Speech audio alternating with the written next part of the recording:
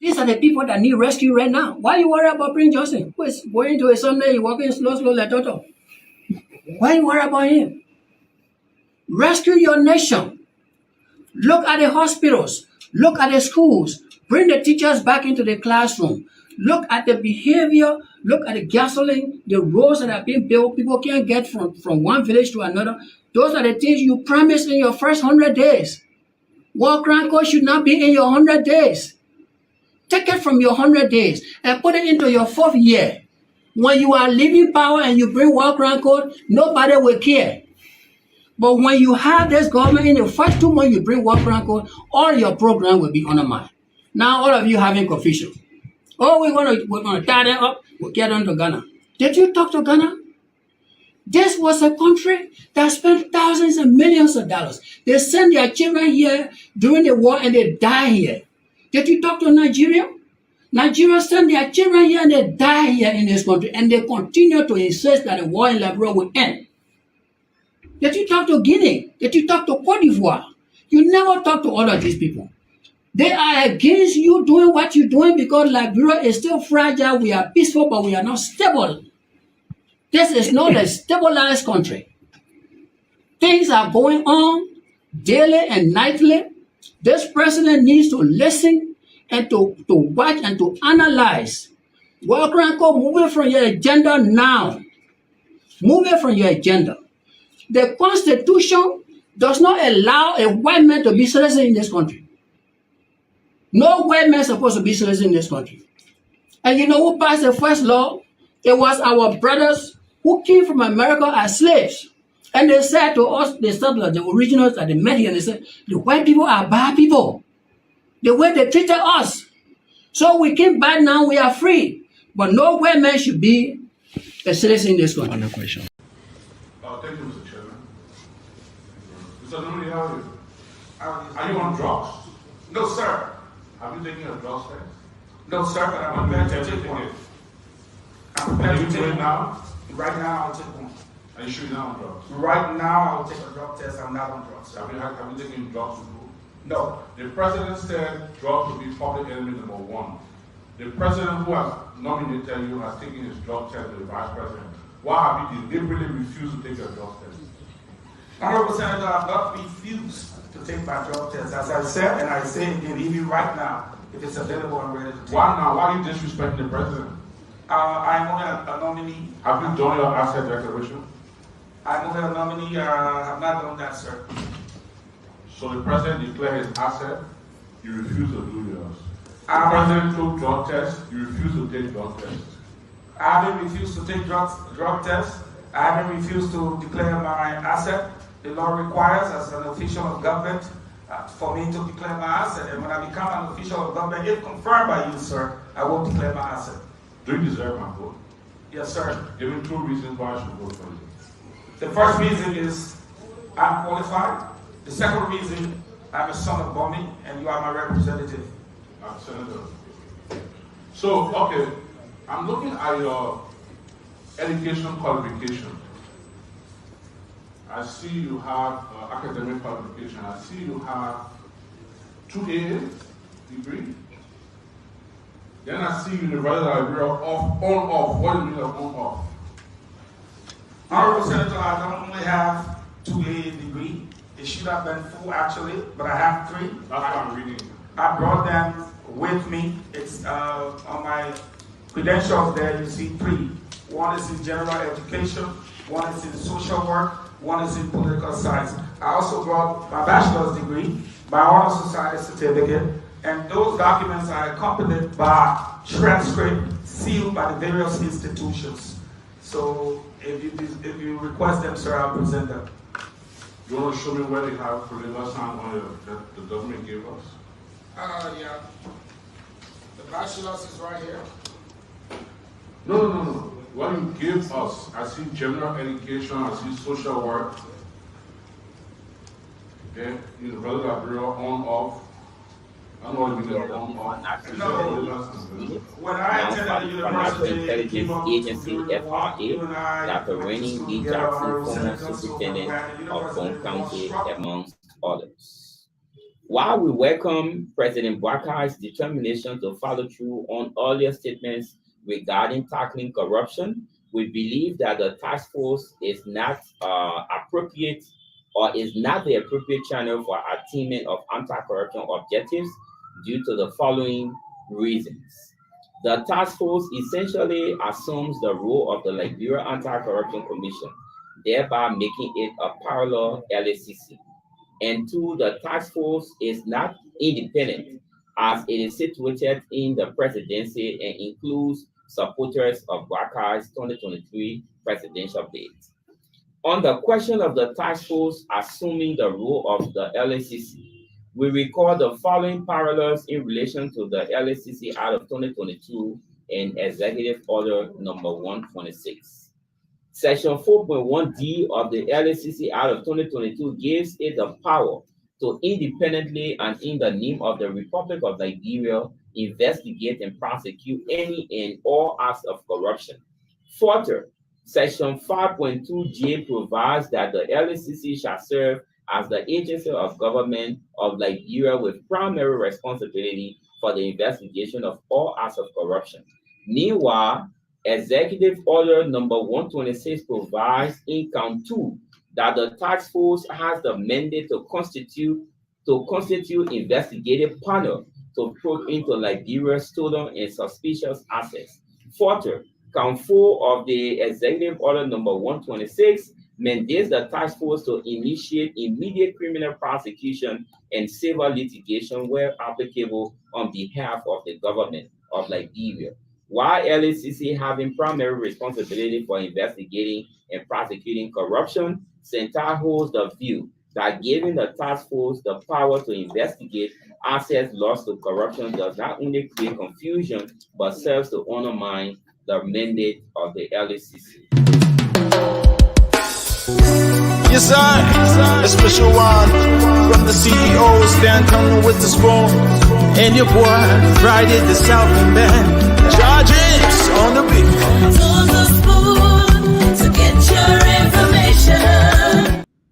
Okay, tune to Spoon to get your information. Tune to Spoon to be part of the discussion. I'm talking about the national discourse. Tune to Spoon to know what's happening in the country. What are the policymakers saying? The ministries, the agencies. What are the different happenings there? And of course, this is where you get all of the information you need about the unfoldings in Liberia. I like to say welcome to the show. This is the late night show, the late night politics. We're here live on Spoon. We're live across the Spoon network, and we're live on Spoon FM, 107.5, Fabric Radio 101.1, and Super 95.5 FM. Thanks to our partner radio stations across the country that are always relaying this program. We appreciate them. Thanks to all of you online. We are live across the internet. We're broadcasting live across the internet on YouTube, Spoon Talk Live, on Facebook, Spoon TV, Fabric TV. You can log on there to watch the program live. That is if you have the means of doing so.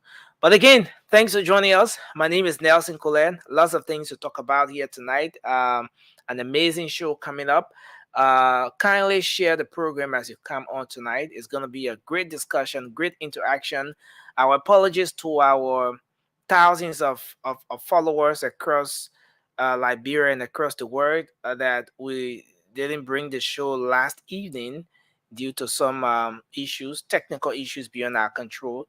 But it's good that we're here tonight to give you just the best your gadgets can offer at about this time. Again, welcome.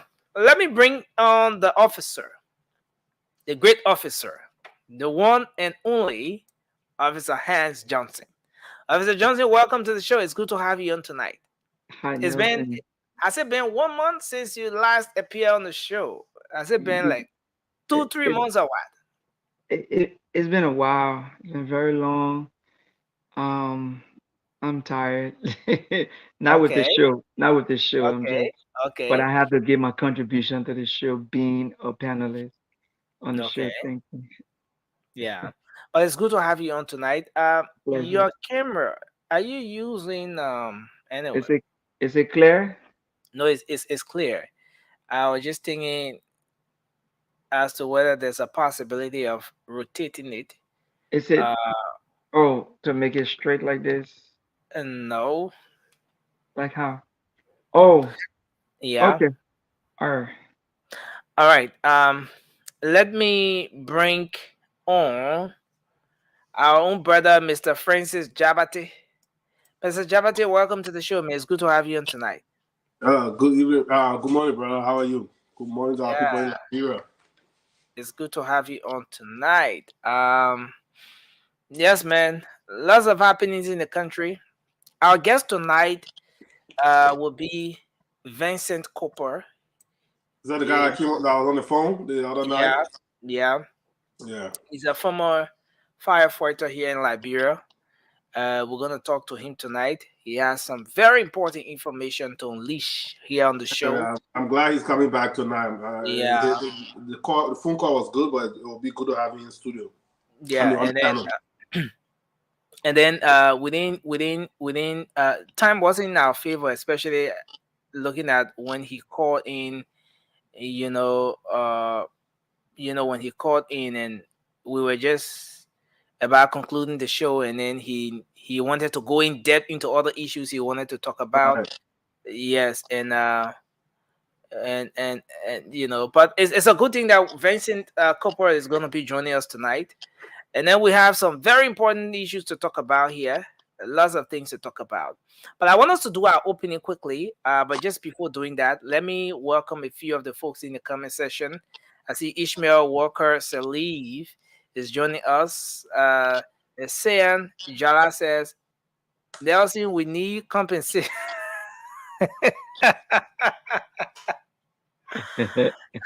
Says, we need compensation. I waited for 2 hours last night. Imagine. I know, right? Yeah. Yeah, say they need compensation for keeping them waiting without any. Yeah, but these things happen, man. It's like the technology that we all held and so cherished today. You never know, something could just spark up. And I mean, come to think about it, was it close to a week ago when Facebook shut down for about 10 minutes, 10, 20, 25 minutes or so, and the whole world, everybody, ooh, who ever Everybody thought that would have happened? No, but these are actually. things that will always happen. But yes, so thank you. We appreciate you, saying Jala, for waiting for almost 2 hours for the late night show. Sorry that we didn't come on, and it's a good thing that we're here tonight. We try everything. We did everything possible to be here tonight because we owe it to you guys to make sure that we come up here and do what we do in the interest of our country. So thank you, Emmanuel Dumbo. Yeah. Thanks for joining us. Yeah, a lot of people here. Mora is in Liberia. How many of you know that? Yes, Mora is in Liberia. Mora and I did a photo. The guy shot. He's the Let me mobile bring shot. Mora up. The guy shot. Are you flipping it? And top I use this shot. Wow. No, honestly, Mobile is very short. I'm 5'8". Imagine Mobile is 3 feet. You know like George and 2 and you can win. But I mean, I thought Mobile where is 3 you. feet. Mobile is joining us Guess from what? his school I in went to the Liberia. capital We'll building see. today, right? I went to the capital building. The man standing like, oh, I thought about it, man. People are looking at So everything that happened at the capital Nelson, building today, that only the they man, hide us. Nelson, the man, he's right in Liberia and he waiting data for go in the station. I tell Yeah. you. No. No, Again, the station time day 1 o'clock, man. Oh, It's you 1:36 scared? a.m. Then I they're see very you see scared. power, you scared? Tell one. Yeah, the man is I mean, joining I us from care home. about. I gotta be home now. But Oh, hands, enemies hands. are big. You see the main Liberian background? Are you ready taking note of that background? I do my heart. Yes, sir. Well, man, Yeah. Bob, I need to know how to send my money so I can bring my bagala baby share there. I want about, I think, See 500 that, man. So I need to send you the money. I want The man, air condition blowing, brother. I want bagala baby. I want, you got two foodie, man. What you want to give that? I want 5 different shirts. Bogala cha. Yeah, bagala cha. Yeah, let me Oh, bring the guy on the Marsha channel. territory on. Marshall Territory, welcome, man. Thanks for joining us tonight. But Thank you. Okay. Okay. Yeah, but it's a good thing that we're here tonight, man. Mobile, thanks for joining us from Liberia. Mobile said he will be in studio tomorrow. We'll do the show from here together. Looking forward to that. Now my boy have access to the button to mute people and put it in the back. Mobile will be muting people. I just sorry for Josh and Vasco. hold on, I'm forget it. I'll mute Thank George God. and Vasco. Thank God I will be off. I won't be on tomorrow. Officer Johnson, all the thing the man been keeping for you as soon as he comes on the mail will see. But I mean it's a good thing, man. It's good that we're here I again. mean, So let's do our quick what's on your I'm mind. seeing la bro. I'm seeing la bro too. Send me ticket. Let's do our quick what's on your mind, and then we get ready to bring in our guest. I want to touch base with him to make sure that he's getting set. You want me to So start let's, first? so let's do this. What's on your mind? Why are we doing this? I just want to throw this in quickly. How many of you know, or how many of you remember that today marks exact 50 days since the United Party government was inducted or took office? Today is the 12th of March, right? The 12th of For March. you, it'll be the 13th. Today is the 13th in here in Liberia, but yes, to where you guys are is the 12th, and today marks 50 days. Guys, can we mute? Can we mute? I'm getting some terrible feedback. So today marks exact 50 days since the government was inducted, and we have the 100 days deliverable. No cars will get stuck in the mud, and all of those 100 days deliverables, and some people say 90 days plan or whatever. But let's take the 100. But And we then don't want mine. You want to talk considering about my no, you guys will do your what's on your mind. Considering the the 100 one days on your mind, deliverable, right? I just saying something. You can come in with any of that. Considering the fact that we've gone half of the 100 days. Are there signs that this 100-day deliverable is going to be reality? Are there signs? You got 100 days to go. You already knocked 50. You have 50 to go. With all of what we've seen, with the signs on the wall, what does it say? Are there possibilities of achieving this 100 days deliverable? But let's do our quick what's on your mind, and we're gonna start with mobile aiming, Officer Johnson, and then Francis. Yeah. Oh, well on my mind. Liberian people on my mind. I visited around the capital city today. Things moving smoothly, gradually, and I believe things will get better. What on my mind? All I want to tell the police officer who assigned, because today I watched a lot of stuff. I saw what are going on down Asma Street, all the way down going Waterside. And just think about flying the identical issue because I was on the scene. And what on my mind was the police people, we understand you guys, we respect you guys doing a great job. But all the younger boys, they put our palanque, who sell beside the street, I think you guys need to give it a little chance because we all did, like, for me, mostly me, let me say me because I know other people. I was the one who talked to these guys to make sure they vote this government in power. And I also contributed massively when it comes to whatsoever thing and stuff. And I talked to them massively and they voted massively for this What do government. you mean whatsoever thing is stopped? Well, no. So listen, What do you mean whatsoever? You mean you send money? You influence the process here in Liberia? You send of money? course, financially, my time, yes, financially, I sponsor the identical government by putting the government in power because I believe that they can do better. And which, of course, I still stand on that So, mantle. so you went to But based appreciate the on guys that you said no, listen now. Yeah, no, listen. My point I'm making here is the government now trying to run this guy over and where the guy and get a dirty bread. Look, Oh, this is Africa.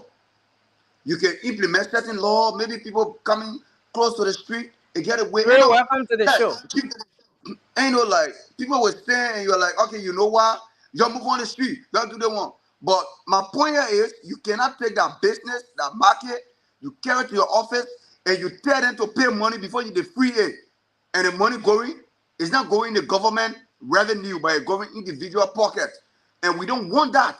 Gregor Coleman, when you listening to me, I'm in Liberia. I said they say I witnessed it today, and I went and intervened for few people. So we don't want that. It's not why we put the government in power.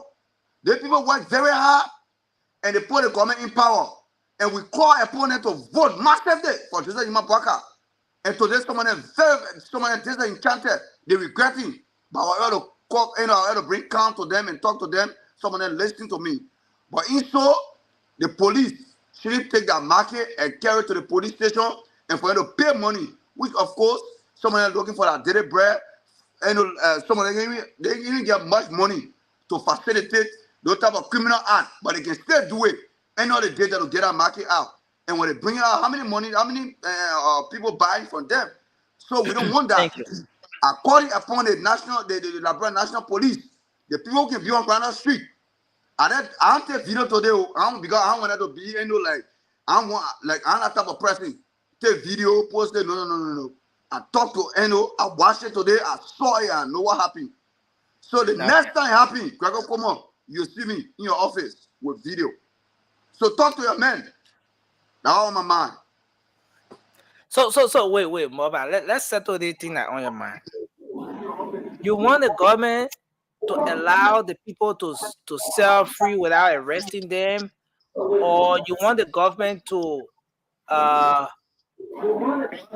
give Somebody let's mute. turn her, yeah, I mean, can you mute? Or you want the government to turn her back on this whole exercise, talking about removing the street sale? Next, let me tell you, right? Let me give you a brief history. When Joey came to power, Oh, no, I can no, ask you. we may No, not okay. have the luxury of time for Yeah, history. coming now. When Eddie came to power, Eddie did the same. Joey did the same. Now, Baga in power, I know it will not last for long. But this is why the people came. What I want to tell the government is they shouldn't take the people market, carry it to the police station. The people go pay money, which of course I'm not going to government revenue. It's going into Okay, so individual which one you pocket. got problem with, the money I get problem payment, with or it. the Even removal of arresting the the people? people. I get problem with even arresting the people. This Africa provide job for the poor. Let people move on the street. Provide job for them, and you don't see the street. But Mora, The government is in power. this is anyway. Thank you, Mora. Thank you. That's where they get our daily bread. Provide job for them. That's where they've been through all their life. So when you provide job for them, they'll move on the street. So Okay, they so cannot be on the street providing for their family through the street, and you take their business. That's my point. okay, thank you, sir. Thank you, Mora. I mean, let's hear you what's on your mind quickly, because our guest is Okay. Thank you, Nelson. I didn't have much, but Mother give me a talking point. You know, every time this is sad that we Liberians, every time we do something for our country, we make it sound like we did it for a human being, right? For an individual. Everybody, whenever something go on, oh, I did it one year for this government, I did it one year. I mean, if this government had to pay everybody for, reward everybody for voting for them, then I mean, where is your patriotic? Where do you come in and say I was doing it for myself? I was doing it for a change in the country. When another person get up because they say, "Oh, I did it with my son and blood. I brought the government to power." Everybody feel that they made Joseph walk out the way. Everybody individual this. Moreover, we start on this something here. We said we want change in that. How do you think change come about? Some people have to be happy. Some people have to be sad. But if you want a developed country, you have to take some of those things. Okay, southern industries. I went to Liberia last March. It's not a decent site to be looking at. Let me tell you about it. The only thing that I agree with you here is not to take that market. and go and taking money from them and stuff like that. But you have to give them some warning and stuff to leave the street. Not because they voted for a president, so they have to be right in the street. You don't even have street to drive on. Then you have people that coming in the street with wheelbarrows, with businesses and stuff. That is not cool. That is not development. We have to tell our people the truth and what they should expect. What and not be and saying that because there is no job because they brought the government to power. So you want development, you want better life. What do you think is going to be bread and butter? No, it's not going to be. So it's some of it's going to be hard. I'm sorry to tell you that, and I'm not being insensitive of anything. But some have to be hard because our people they are doing so much there that is not right, and something will have to get done. The money taking money from them, taking that from me, I understand it, but I don't agree with you at all for you to say, well, because somebody voted for Joseph Boakai, so they should be doing the wrong thing, or they should be in the street. The street shouldn't get clean, it shouldn't get clear up. It just no, that's not a don't I don't agree with you, my brother. Okay, yes, and that's the beauty of democracy. We all not agree or see things from the same perspective. Diversity of views is very important. Officer Johnson, let's hear you, sir. What's in your mind? As we await our guest, shortly he will be on. Sure, Nelson, thank you, and welcome to everybody out there in Radio Land. If I may put a disclaimer out there first, Nelson, if you don't mind, please, just so you know, I'm not speaking on behalf of any police department nor any police organization. I'm speaking as Hans Johnson. So just want to put Okay. that disclaimer there. Yes, sir. So on the Okay, so level so so of so let me get that part clear. So I shouldn't call you Officer Johnson. no, I didn't Just say that. I said I'm not speaking on behalf. I mean, you don't have to. You can call me Hans Johnson. You can call me Officer Johnson. You like calling me Officer Johnson because you're trying for me. So I can, when you come here and violate the rule, I can let you pass, but it's not happening. So I'm just like, no, no, no. um, sometimes you're speaking these things, you got to watch out for the lawsuit. You know what I'm saying? oh So I yeah, just want to sure. give a disclaimer. That's Yes, true. sir. Yeah. So on a serious note, I've been seeing recently the mob justice in Liberia. Not recently, it's been going on for a long time. And I think it is sickening and it's disheartening to see. I saw a video, I sent it to you the other day. Not the one with the old lady, but another one with the boy being put in the ants pit and he was being bitten by the ants and they were about to definitely kill him. Now, I think though everybody's entitled to a justice, and if somebody come into your house and try to kill you in self-defense, that's different. But somebody go to steal zinc and you want to murder them, what happened with the law? What happened with the police? Why you can't? You have the right as a citizen to detain someone, right? Citizen arrest and turn the person over to the law. But that boy was beaten massively and put in an ant pit, and he was being beaten. The ladies had to beg for him, even the old lady. So this have to stop. We have to respect the laws in Liberia, and those people that are executing those acts, they are subject to arrest and prosecution as well. So I just want to say that I hope people should stop doing this. And I think Liberian National Police or any authority should start exercising these arrests on these people that are beating these people, mob justice, taking people's lives for nothing in the name of whatever, and they'll start sending a signal. We want change. These are some of the change which we have to start implementing, regardless of how people may be messed up as people say it is. We still have laws and let us respect the laws.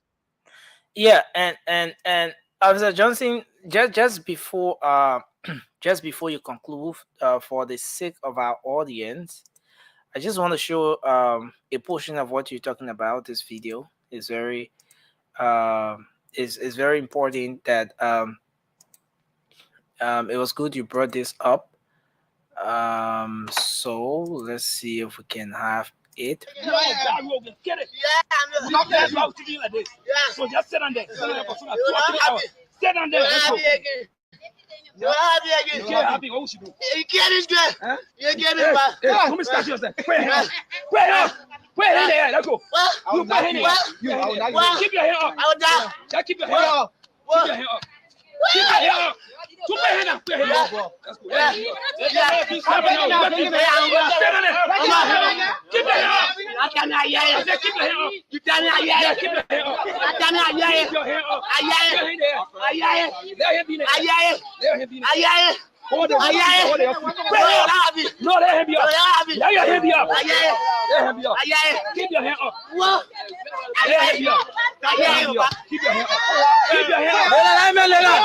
Let's go. So the prayer. Sit right there.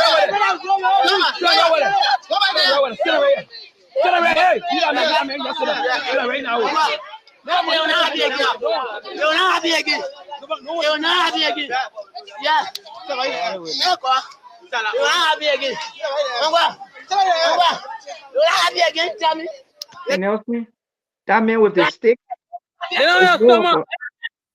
Yeah, just how we treat bro in Bible son. Yeah, this guy should be arrested. The guys with his stick and these guys, their stickers are there. You know, they should be arrested and prosecuted. And this is where we are. You know, we can go on and on, over and over, talk about, you know, mob justice and all of those things. You know, it's yeah, we'll keep talking about these issues. But it was good you brought that up, Officer Johnson. Thank you. Yeah, these things are have to stop. Seriously, this is cruelty. You can't treat another human being. I mean, people get mad when you steal from them or anything. Myself get upset, but I mean, this is what Nelson. This is what baffles me. Like Liberian people, I don't know. They're having such a stone heart. Like, how could you just sit there and be torturing another human being and just look at this one? This is how we treat road incident. I don't get it. We our guest is in the background. We have to wrap up quickly so we have him come on. And then there are other very important issues we want to highlight tonight on the show as well. But Francis, let's hear you quickly, sir. What's on your mind? And then Ture, what were you drinking? Were you drinking something, sir? The man drinking attire or water. No. I will come in defense of Ture any day. Throughout, listen. So don't try Ture. Ture is well protected. No need to respond to him. But Ture, I break the record.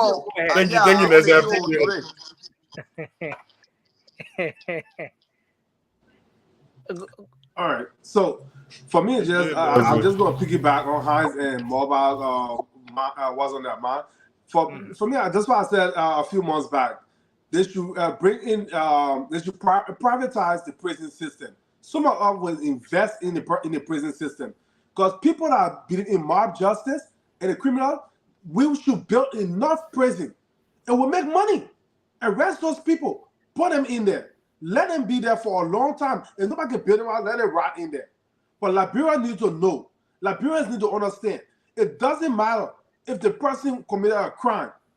If they are not about to kill somebody, you don't use violence. If you can arrest the person, citizen arrest, turn them over to the police. But if you think you can treat people like that, sometimes they even lie on people. Somebody just say after somebody, they just say rogue so that they think the crowd will stop the person and they put that person's life in danger. They should privatize the prison system, like bro. And I guarantee me, and other people I know, I know I'll invest in the prison system in the privatize in Liberia, so I can make money out of it, out of these criminals and these barbaric people being sent to our prison system. But then, let me just talk about Moba. Moba, I mean, we gotta be very careful what we say here. I know everybody entitled to their own opinion, but our country is not. This is the thing to talk about. Our country should not be a lawless country. It doesn't matter how people are struggling. We complain about one law and order, one thing to change. We complain, we're posting pictures of, look at Ghana, look at another place. You think Ghana is just tearing it out because they're very rich since they're independent? No. The people have law and order. They respect their rules. There are consequences for things that happen. We understand people suffering in our country. But let me tell you something. If you break the law, they will seize your market or they will seize your bike, whatever the case may be. And yes, you should pay money to free it. I'm not talking about where the money going. That's a whole different story. But if they seize your market for breaking the law, you should pay money. Imagine Director Mohammed Ali was on Spoon Talk, I believe yesterday or the day before, I think Saturday or something, and he was talking about the water and sewer lines. People built on the water and sewer line. I could see the frustration in him and the disappointment, because now we talking about there's no water running through the city, but those old pipes, they are replacing the pipes in some other places. But the other pipe, people have already built on those pipes. I just found out that Marshall area doesn't even have water lines running over there. Because what Mohammed Ali said. So for those of us that are constructing in Marshall area there, we are forced to use reservoir. But you got people building on houses on top of water lines, on top of sewer line that can be replaced. So yeah, when the government come and break down those houses, they'll say, oh, they put somebody, they build a house, you can't break it down. For what? We have to have some common sense in our country. So yeah, if you're selling in the street, you're not supposed to be at the season market, you should pay to get it out. And then you'll not go there again. Go into the market building. If it's full, then they'll build a bigger market building. Thank you very much. Finally, let's take Toure and then we bring in our guest. Toure, what's on your mind, sir? Let's hear you. Welcome to the show. I have so much on my mind, Nelson, but thank you for the show. Thanks to our viewers here in the United States and around the world. Look, I can literally just go off of what all of you have stated, right? That whole mob justice thing needs to stop. I mean, it don't resemble any kind of civilized country. All right. And besides, with the children around, what is that doing to their psyche? You know what I mean? Like you saw that thing, Nelson, doing that alcohol and CDC, stuff that happened, right? You saw 17, anywhere around 17, 16-year-old, right? When they had stool in their hand, when one of, I think it was a little boy or something that fell, and they literally had rock in their hands, stooming this kid in the head. So I'm like, look, these kids, some of them were born anywhere around 2003, 2004, 2005, any children there. Why did they see? They did not witness any of the Civil War. So why are they getting that mindset from, right? So we need to change that. But what is actually on my mind, Nelson, is this situation if you do, there if you don't. So where do you draw the line, right? You want people to start selling on the street. Look, kudos to President George Manneh. He built a lot of markets all over the place. But people are not interested in going to the markets, right? They want to be in the streets. They want to be in between cars. And that's not going to work. So what do you do? That's my man Modba there. He'll probably go to Gregory Como. He'll go to Gregory Como and they'll try to scrap something there. But Nelson, my biggest beef of all of this is the confirmation proceeding. These senators take that process as a joke. I know a lot of people thought that Edwin Snow, that interaction between Edwin Snow and Fagon, a lot of people thought it was cool and stuff like that, but that's not cool. That's serious business. You don't treat that like a theater. That's not what it is. That is a serious business. No wonder why when these guys are confirmed, they don't take the Labron business seriously, because the confirmation process is a joke. The only senator that I can put my head on chopping board right now that can do a little bit of due diligence, and you can tell from the line of cautioning, is Dillon. Dillon, so far. Dillon take this thing seriously. And that's how it should be. Maybe some of these guys should listen to some of these confirmation hearing when they're happening here, you know what I mean, at the United States Senate. Because the people out there apparently will take everything from them. Maybe they should go and see somebody when they're ready to grill some of these guys. Because at the end of the day, Nelson, when you're allowing people to just go through these processes with joke and laughter and this body thing, they go on a job like that with that mindset, they don't take anything seriously. So we need to really, really hold these senators feet to the fire, let it take this process seriously. So people that they confirm me when they go on this job, they will take the Labron business seriously because they went through a rigorous process to get to that post. So let's take the business seriously and ask some questions. Don't be telling them, man, oh, we're gonna leave your we're gonna leave your facts and fiction with you that Kev Hassan is leaving it with. Come on, man. Is that something? But do you also want to take into consideration the fact that there should be a human side to everything we do? For a country like for example, I'm about to hit you hard now. For example, we come on the show, we come here to talk serious business. We come here to talk about serious issues affecting our country. But how do we start the show? Bro? I get it, but let me break tell you. eyes and everything before starting the show, Toure. No, all of us here will do that. Brother, go through this process. I've seen this thing, right? I mean, look, this is not my first time. I've been following the confirmation religiously because this is a serious business. If we're trying to start something new, we have to change the way we have done things of old, right? We need to start setting new trends, right? So at the end of the day, Liberia means serious business. All of our infrastructure, brother, everywhere is rotten, right? Everywhere. And Nelson, you know this. You report on these things. Our behaviors, our social skills is lacking, right? Our approach to each other is lacking, right? You can't even approach somebody, civilized manner without somebody taking an offense to it, right? So at the end of the day, we need to go back. And that Fagon post there, if anything should transform Liberia, if Fagon is giving all the tools, I think that right there, ALBC, that should be able to transform the mindset of our country. And I think Fagon will do well there. Provided if he's giving all of the support. Thank you. You already gave a vote to the man. That is if you have one. But again, I want to say thanks to everyone for joining us tonight. Mr. Cindy, you're coming on now, but you're not saying what's on your mind. I'm sorry, because our guest has been waiting in the background for a very long time. But it's good to see you. It's good to have you on tonight. The people of Grand County are listening. They are watching you. They are proud of you. They say thank you for coming on. Let me bring our guest on. Most of you are aware that. So how can you get to say it before, Marsha? The man is not from Marsha now. Well, me, into it from Batala. No. Marsha is not the Marsha of yesterday. And France is part of the territory. Marsha has been invaded. That Marsha you knew is not the Marsha now. That kind of settlement kind of Marsha. No, right? Marsha for everybody now. They'll all pay tax. Don't worry. Come on. But with the wave of fire outbreaks in our country, this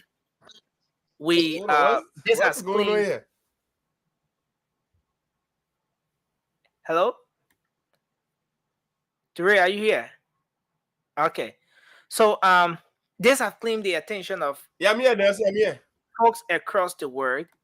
Liberians in and out of Liberia have been very concerned about this. There has been one fire outbreak leading to another one and another fire outbreak and the other one. Not just are we experiencing fire outbreaks in an unusual way, but there are so many lives that have been claimed as a result of those outbreaks. One tragic one in the Dupont Road area, 5 persons lost their lives, an entire family. They got stuck in a bathroom, and that was it, while trying to find their way out. We can go naming so many of those outbreaks, and the worst ones are the ones that will happen during the nighttime when everyone is asleep. So many people have lost their lives. So this conversation is very important tonight because we're gonna have, we already have with us someone who have been in that sector. He has worked with the Liberia National Fire Service. It's good that one of our panelists, Officer Johnson, he has been a firefighter, and I think he's in the better position. He's in a better position to ask our guest tonight some real hard questions. But Vincent is here, Vincent Cooper. He will better introduce himself as he comes on tonight. Mr. Cooper, I want to say welcome. Thanks for joining us tonight on the Late Night Show. Can you unmute? Can you hear me, sir? You getting me? Okay, great. Okay, thank you once more, Nelson. Thank you very much for bringing me on. And welcome. Good evening to all the panelists. My name is Vincent Cooper. I am a Liberian. I left Liberia like almost 1 year, 3-4 months now, and came to the United States to join my family. Nelson said it right. I worked in the firefighting sector for over 15 years. I spent 10 to 12 years with the Liberia National Fire Service. I joined the United Nations Mission in Liberia Fire Department. Spent 7 years plus. I went to ArcelorMittal, also worked in the safety department as a fire and safety officer. before coming to the United States. So when it comes to fire outbreak situation and the challenges in Liberia on fire safety issues, those are not things that I'm strange to. Uh, and we are here to just discuss issues based on those challenges that the institution is faced with. And we've come to put as a recommendation to the government and to those people heading the institution uh, of current. You know, in past time we will discuss this kind of issue with sentiments. We want to be political, but for today, we hold all of our sentiments and see how best we can make recommendations with the situations that is unfolding in our country. As you guys are aware, the fire safety situation, I mean, fire outbreak situation in the country of recent is at the highest peak, leading a lot of properties and fatalities. So Okay. just be sitting and just watching it going like that. That's how we've come to at least uh, uh, flag our voices to those that are involved to make the necessary input. Okay. So, Mr. Cooper, thanks for joining us tonight. It's a great thing that you've availed yourself to be here. Yes, are you there? Oh, okay. Yeah, I'm here. Can you hear me? Can you guys hear me? So, it's a good thing that you've availed yourself to be here tonight. So we move on with this conversation. So the first thing is, sorry, but on the show we have a rule, a no face cap Oh, I'm rule sorry. on the show. Okay, so thank you, sir. We appreciate you. Thanks for respecting our rule on the show. Um, I want us to go straight into this conversation, and this is very important. And whenever it comes to this, it claims the attention of so many people, especially here in Liberia, because nowadays we all, including myself, we all go to bed being very afraid based on the prevailing situation due to the fact that we don't know who the next victim is. Um, we've seen fire outbreaks close to us, far away from us. Some people we know, some people we don't know, and the causes of the outbreak. Sometimes you try to wrap your head around it. It's a tough situation. But I want you to tell us, as someone who have been in this sector, you've worked in this sector for years, like you said, about 15 years or over 10 years working in this sector.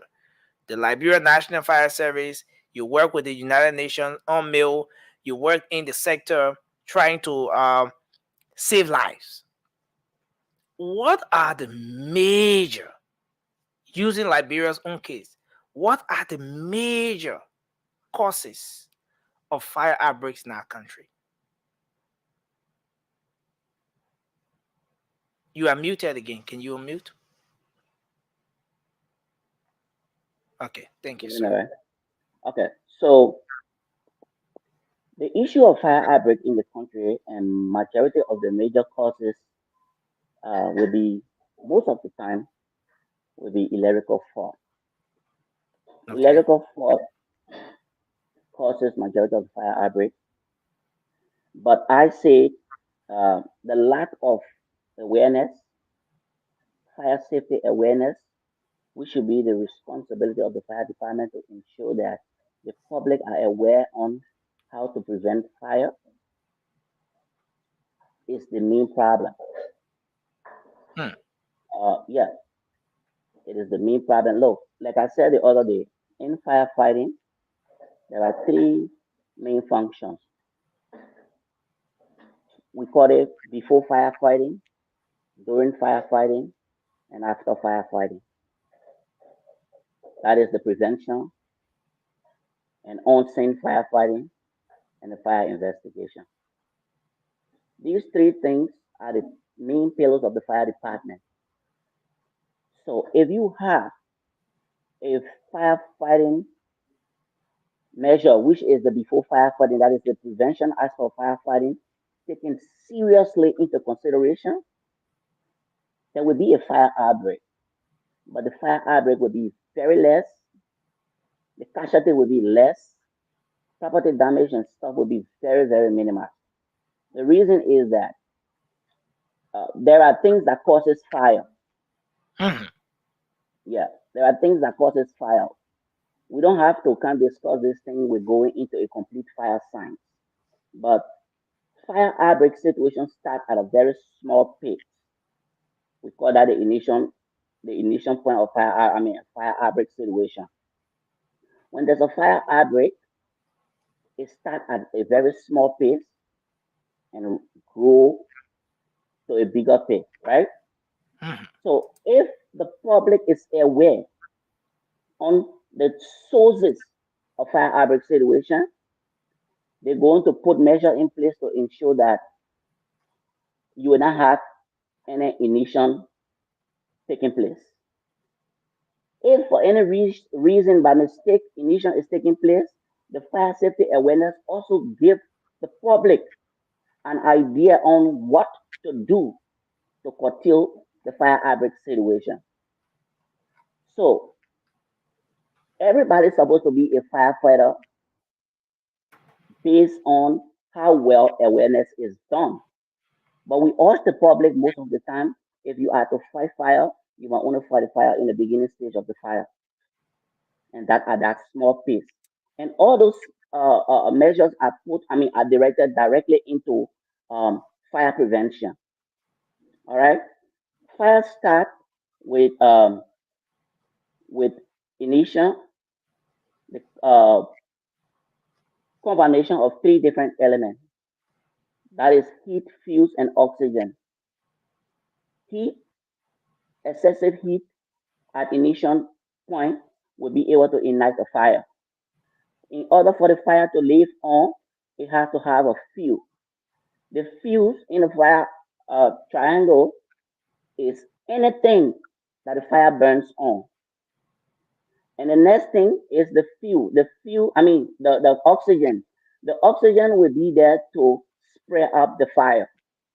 Those are the three things in fire outbreak situation. Anytime there's a start of fire, it starts with excessive heat. Heat to reach initial point. Then it has to have something to burn on, which is called the fuel. Then for the fire to escalate, for the fire to grow bigger, you need oxygen. Now, when you have these three things together, which cause a fire outbreak, the idea is to just take off one of those components and fire is off. So it's enshrined within the the fire prevention activity or the fire safety awareness activities for you to understand that when there's a fire outbreak, these three things are there. And it means to have the fire extinguished, one of those components should be taken off. All right? And it's just easy to do. But the awareness is not there. Majority of the time, look, Nelson, our people think that when there's a fire outbreak, in fact, why I'm in this house right now, when you start hearing, oh, smoke in the house, the first thing Nelson you want to do is to run outside. You want to do is to run outside. We can tell people when we go to do fire safety awareness, we'll tell you, no, when there's a fire outbreak, don't run outside. You need to calm yourself down, move to see where is the fire outbreak. See the fire if you can have the fire extinguished before the fire gets large. If the fire gets large, you will not be able to handle the situation. Okay. For an example, I was in a car before in Liberia, and the guy had an electrical fault in his vehicle, and the car ignited with fire from the hood. And people started jumping through the window, and the other guy got hurt. He broke his hands. I mean, the fear is that gas in the car, fire in the car is going to explode. That's not how it works. That's not how it works. But our people will only get to know how to handle this situation if thorough awareness is done. And it is the lack of the fire department, lack of that their responsibility to propagate those messages to the public. And that's the reason why we have huge fire outbreak situation. I single-handedly handle a fire outbreak situation in homes. Without the fire department, without fire truck, single-handedly, the records are there. And I can tell you, we got people who can do the same. But provided if you have the understanding on what to do, those messages has not been given to the public, and this is where our people has been losing their property, losing their life in fire outbreak situation. No, This is one of the major. This is one of the major reasons why we have fire outbreak in this country. Lack of awareness, Nelson. wow. Now, lack of awareness, and you also spoke of the issue of electrical. Now, and this is where I want to come. The rest of the team will have the time to ask you some questions to engage with you. It's very important we do this tonight. It's good that Officer Johnson here as well. He's a firefighter. But let's do this. Most times when there's a fire outbreak in our country, here in Liberia, with or without investigation, people jump to the conclusion that that fire was caused by electrical shock or due to some electrical situation occurring in the house or some direct connection. You're supposed to be using meter, but you're not using meter, you bypass your meter. Or the grade of wire people using in Liberia, they're not supposed to be using that one, is substandard, is cheap, and so forth. Now, how does this work? Are these concerns or issues that people get to talk about, are they really contributing factors to some of the outbreaks we have in our country? Electrical, substandard wire. Exactly, Nelson. All those conditions that you are listing, they are all fire emission sources. So look, when you have a substandard wiring in your home, the possibility for fire to occur in your home is high. Substandard wiring. When you have wrong electrical connections, when you have low grade of kind of wire in the home, you have a fire outbreak situation to occur highly. So they all play a major role, to be honest. They all play a major role. But like I said, in awareness, if you are doing fire safety awareness, all those And things that's where the awareness comes in. But let me ask you the question again. Do we have the sophistication now, as someone who have been in this sector, given our Liberia National Fire Service and the other places you've worked here in Liberia, do we have the sophistication, the sophistication to get at the bottom of those different investigations to bring out what the actual causes of those fire outbreaks are? So Nelson, I said the other day, and it was taken wrongly. I never meant that Liberia National Fire Service is not trained enough to determine the cause of fire outbreak. No, we have a professional investigation division. The guys are there; they are trained, but the capacity to which they are trained is not enough to have 100% cause. I mean, fire outbreak report to determine 100% cause of fire outbreak in our country. No, the first thing, like I said the other day, assumption, reasonable assumption. That's the word I wanted to use. So when the fire investigators go on the fire scene, there are things needed to be done for them to be able to determine the cause of fire. First, I told you that how you call prevention, firefighting, and investigation, right? So what the prevention or the awareness, the prevention, what the prevention division does is to put measure in place to avoid fire outbreak. When there's a fire outbreak situation, the fire team, firefighters move to the fire scene, put the situation under control, and leaving the scene secure Okay. for investigation to determine cause of fire. But in Liberia, I'm telling you, I've fought more than 100 different fire, bro. One of those fire outbreaks, we were not having a secure scene. No, Not executing not a secure any of scene those of outbreaks. investigation. I'm telling you. I'm not telling you So, this thing. I'm telling you.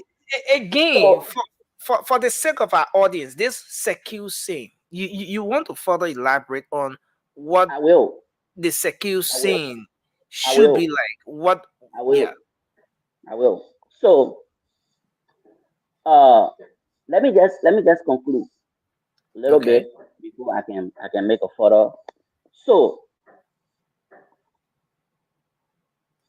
the fire scene needs to be secure so that the investigating team will come and start to do their investigation to determine the cause of the fire outbreak. On the fire scene, there is something called the fire initial point. This where the fire started. From where the fire started, the investigation comes on the fire scene to find that particular spot. And there are other information they gather around that spot with information gathered from people who has been around from the beginning of the fire outbreak will be Mhm. able to draw a logical conclusion on the fire outbreak situation. But all of the fire cases that I've fought in Liberia, in fact, 99% of the fire cases in Liberia up to date, before the fire truck or the firefighters even arrive to the fire scene, you see the public start fighting the fire. Putting rack and saying, The public start fighting the fire before you even make up your mind. In fact, they will be fighting the fire, people looting, people coming in the house, outlets, taking things. Before you make up your mind, the entire point of ignition cannot be found. So what the fire department, I mean the investigator does is to just collect information as to how they can logically determine cause of the fire. So that is going to, I mean, it's not going to be forensic anymore. It's not going to be in depth. It's just going to be based on conclusion. But the conclusion will be logical because they are going to gather information on certain things that the investigation needs. They will gather some prima facie from the fire scene and be able to determine and assume that yes, with all of the information and what we've gathered, this is what's happening. And then they make the report and conclude that it's like that. I'm gonna Yeah. give. After me 1 minute, Nelson. Mhm. If you want to see firefighting in the United States or other country in the West, when there's a fire outbreak, like I'm in this house right now, there's a fire outbreak. If I can handle it, I get out with my family. We call 911. The house will be burning. The fire department comes. They can do what they have to do, secure the place until the investigator come. I'm not allowed to enter in here. I'm not allowed to enter in here. The scene will be secure and the people will determine the cause of fire. If this cause of fire was accident, maybe I burn my own house because I want pension. I mean, how you call it thing? Insurance. Insurance. It Mhm. will be insurance money. determined. It will be determined. Maybe if somebody came because they hit me, they just waste gas on my house and burn my house up from the fire initial source. The people will tell you that this place the fire started, this may have been the cause, and they will start gathering information to determine the actual cause of the fire. If possible, they will go forensic. Mr. But in Cooper, Liberia, yeah, you know, and I'm gonna give the floor over to the rest of the panelists. Uh, they're gonna ask some questions. Uh, but just on this final point, uh, it's a kind of sticky situation. If I got you right, your thing is the fact that community dwellers would be the first responders, taking scene and water or whatever, trying to quench the fire. In that process, they tamper with uh, the scene, they tamper with the kind of investigation and stuff like that should bring out the actual result, establishing where and how the fire actually started. Uh, what would you advise in a case of such where the fire service is not in time? The community dwellers, in most cases, when there's a fire outbreak, the people will call, no response, either the engines are down, but then the community dwellers are the only ones around to at least address that situation. You know, Yeah. are you advising that they stay away from using their regular thing they use, the conventional means, using your Okay. water So and stuff like that? Are you advising to stay away from doing that and wait for the fire service, since in fact they're trained to do that, and then be able to later do the necessary investigation, or what? so Nelson, the challenges with the Liberia National Fire Service is very huge, and it's open wide that you need a technical person to understand where to start from. This is where some all come and get disappointed. But here is it. I cannot tell you to tell the people who come to help. You know, the bystanders and the community dwellers are under the impression that they are coming to help the situation. But I'm gonna tell you for free, they made the situation worse. They made the situation worse. When there's a fire outbreak in a building, Nelson, if you close all of the doors, close all of the windows, get out of the house, you know what happened to that building? You depriving oxygen of the building. The fire will burn. Don't get me wrong, but the fire will take its time to burn. The fire will burn slowly. When the fire department, if the fire department is even delayed, there will be a possibility that some things in the building will be preserved when the fire department arrives. Close the doors and windows. The Yes. doors and windows. Seal the If entire you have building up. if you have the opportunity to do that, do that. Wow. When you leave in the building, close the window, close the door, get out of the building. You deprive the fire of oxygen. And the only oxygen that fire will have is the one that in the building. It's going to take slow time to burn. With that time, the fire department is on its way. But let me tell you one thing. The fire department has series of challenges. And uh, because of those challenges, it's just difficult to tell you, say, do those professional things. But time, with time, I think the fire department will arrive at that. But for now, no. Look, Nelson, there was a situation on Kerry Street. I was sleeping next door, and it was like in my dream. I heard fire, fire, fire, fire, jump up. When I came outside, the girl had her tailor shop. It was a She was doing this designing thing. She had a tailor shop right there. Somebody was pressing, and the current went. They never took the iron from on the Yeah, stand. They unplug were the just iron waiting. from the socket. Yeah, they Yeah. never unplugged the iron. So it was just on the stand, on the clothes, waiting for the current to come, and current did not come until they closed the shop. Forgot to take out the plug, they left and went. Uh, when the current came back in the middle of the night, nobody was around, and the iron got hot, started burning the cloth gradually, burning the cloth gradually, and it started bringing smoke outside. Smoke. This guy was passing, he saw the smoke, he said, "Oh, fire in the building." People came around to see. When they saw the smoke, everybody want to find means to put the situation under control. Trying to call the Liberia National Fire Service, no way. I was still working with the Liberia National Fire Service by then. But I knew what was unfolding at the level of the Liberia National Fire Service. We did not have truck.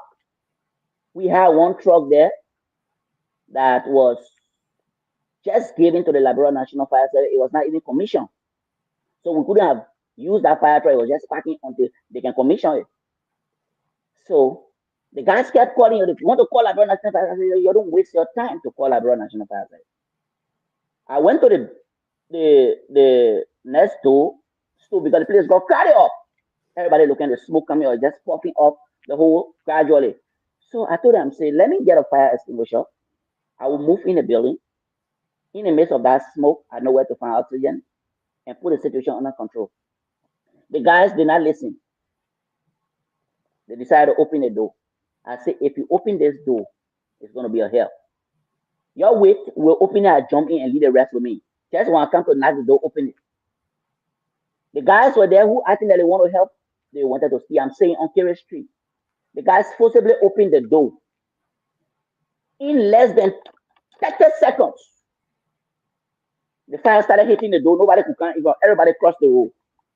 Next thing, in 3 minutes time, the people that were upstairs, imagine the store was downstairs. The people that were upstairs started moving their things because they felt the building was going to go. The fire, nobody could go around the place. So that fire took all of the time to burn gradually because it was denied oxygen. The moment the door was open, while oxygen entered, you get serious. Yeah, that's what happened in fire outbreak situation. Most of the fire in Liberia, the reason why it escalates is because people who come to help open it and give air to the fire. Unknowingly, these guys, some of them come with the mindset to help, not knowing they're going to worsen the situation. Wow. Again, you can blame them. When there's a fire outbreak, you call it the Liberia National Fire Service, you can get them. There will come a time that somebody will tell you, say, my man, we're not able to come because no fuel in the fire truck. You kidding me? I mean, let's look, let's let's let's give the floor to the rest of the team to ask the questions. I believe they have lots of concerns. You want to go first, Officer Johnson, or you want to tell the other people before you come in? You decide, Officer. Oh. The ball is in your court, Officer. let the officer come in. Probably it will open up the other people. Thank you. Hi, Mr. Cooper. How you doing? Hi, Um, Mr. Johnson. one of the reasons I drove away from the fire department was because I'm claustrophobic. So yeah, that's the training that we undergo is very tedious. Yeah. So I ain't ashamed to say, welcome to the States and thanks for your service as well to Liberia. Um, you talk about training awareness. Basically, you spoke about awareness. And when I was in Liberia last year, the year before last, I noticed there were lots of distribution and forcing people to purchase extinguishers, right, for their vehicles and trucks and what have you. And one thing I noticed there was no awareness on the fire extinguisher, even how to use the fire extinguisher, because the common pass that I think you know what the acronym Yeah, stand for pass. yeah. Yes. Yes. So pull in, Squeeze and sweep. Yeah, go ahead. squeeze and sweep. Yeah. We don't even give the awareness on how to use extinguisher. When you say you left Liberia, like the fire, we should say fire brigade. The fire brigade is in disarray. There are good firefighters in Liberia. I have seen them. I've seen those guys. Kudos to them. Sadly. What do you think um, that we need besides the small apparatus? What do you think we need and how urgently? The last time I showed Nelson and tankers because we don't have hydrants in Liberia. So I suggested we import tankers to be able to feed the engine. Do you think that Liberia government should go into maybe? I noticed Great Britain does have one of the best fire engines and trucks in the world. Great Britain. I'm not denouncing America. The British government does. Do you think Liberia government should have a readiness team sent to Europe and America to start, even it costs to get these used apparatus in Liberia as soon as possible and build multiple stations around the Liberian community? Is that some of the way we'll be able to curb this fire situation in Liberia?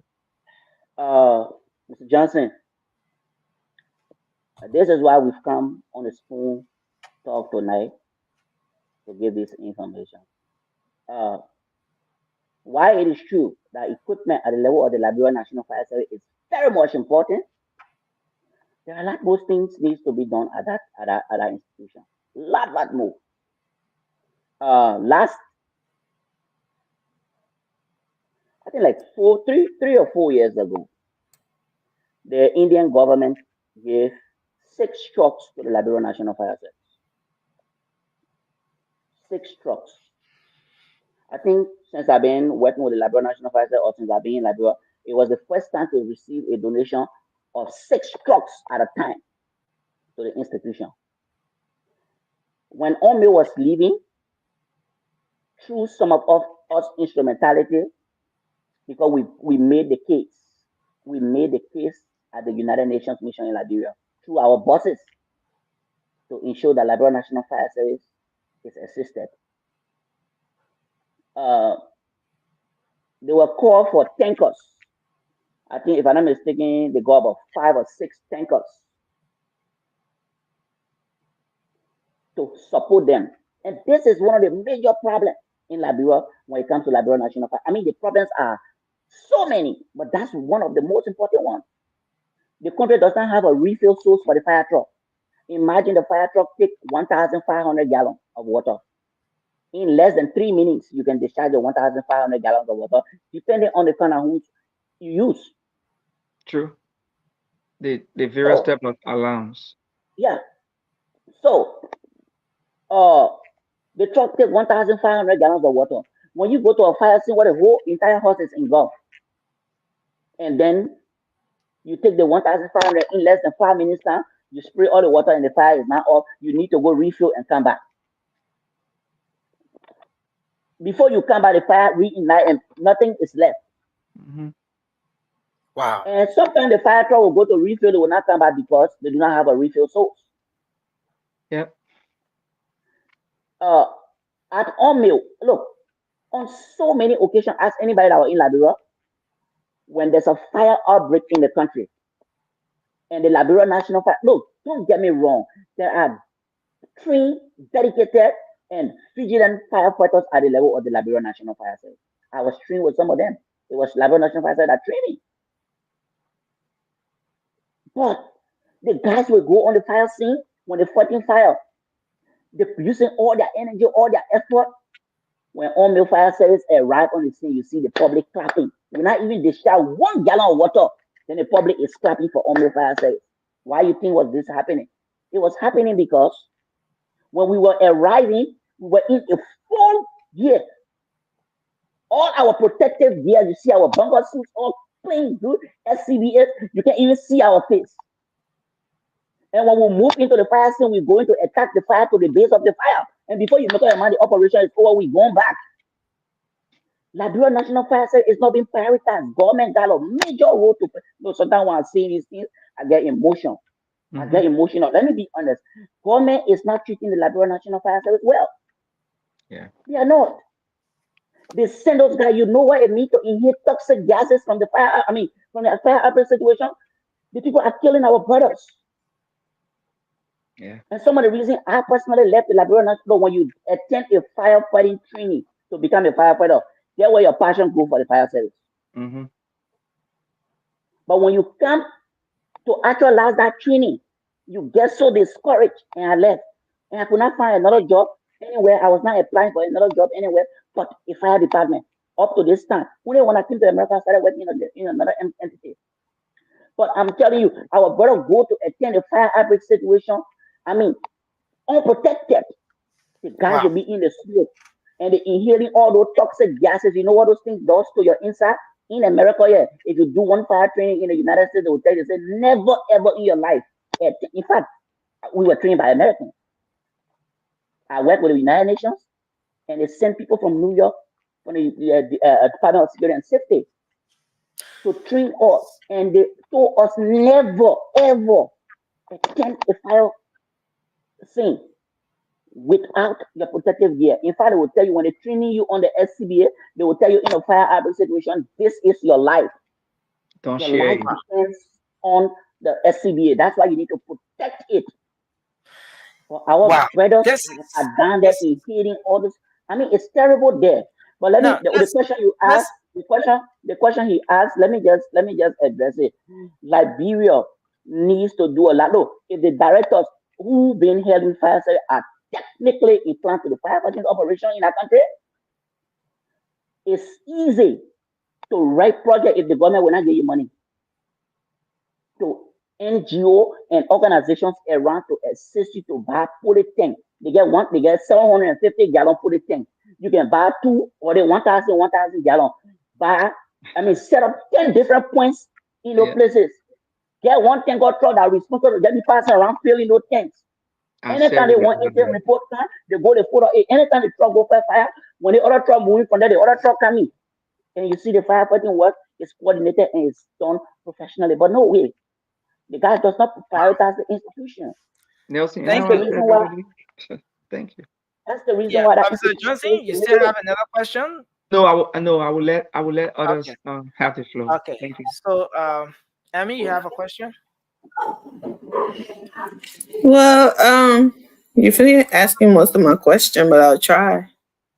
But yeah, officer, Mr. Cooper, I am so sorry for all people ignorance and not loving their One own minute, people. 1 minute. I mean, um, there is one colleague of mine who works with the Liberia National Fire Service. I think he want to make some input. I don't know if you have the number shared. Maybe he Okay, can so call. I'm gonna put my number up shortly. Okay. Yeah, he'll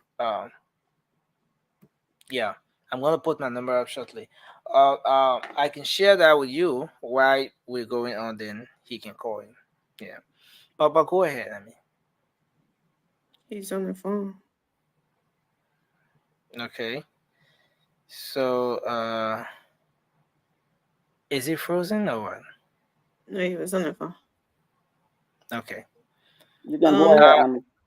Okay. So, Mr. Cooper, I overheard you saying that people will be clapping for old mill people when they show up and stuff. It's I know, and when you said that, I could hear the disappointment in your voice, but I just want to apologize for all people ignorant and not always, prioritizing their own and always, giving more support to foreigners than they do their own. But from what I heard you say so far, you diagnose a lot of, you give a lot of diagnosis, like what caused of the fire and all of that, but they kill.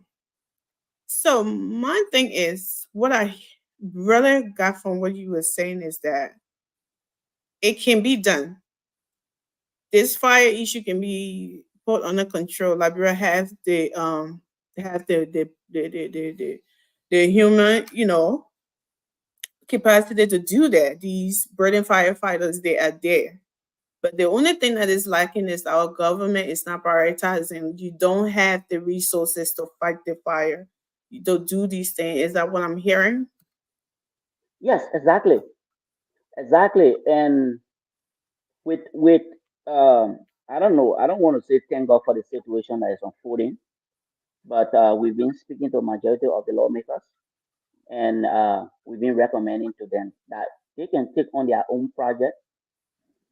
At least every district, just make it your legislative project. You will take 2 years to do it fine. One small fire station, one fire truck. If everyone of them take the initiative to do that, it's going to help the Liberia National Fire Service. But the issue of budget is also one of the major problems. You will not believe technical institution like that. Majority of the time, you see the budget 1 million, 1.8 million, 1.5 million. I think the higher budget they ever had was 1.2 million ever in the history of fire service. So this is very. I mean, I know they don't take these areas seriously, but this is about people's lives, and you and I would both agree that a government should be taking their citizen lives more important than anything else. And it's not just you. A lot of area two sector, we hear the same complaints. The resources are not there. They're not available. But then again, the way people build houses like nowadays in the community and stuff. If they were to give every community, like neighborhoods and stuff, 3 fire trucks that is available and something, do you think those fire trucks can get by, or how do you think the firefighters can handle that situation outside of So, government or so something? I mean, the problems with the congested community, right? The problem with the congested community is not a today problem, and not because you want to make the fire service a vibrant institution. You go down breaking people's hearts because you want to make the institution vibrant. No, those problems are there.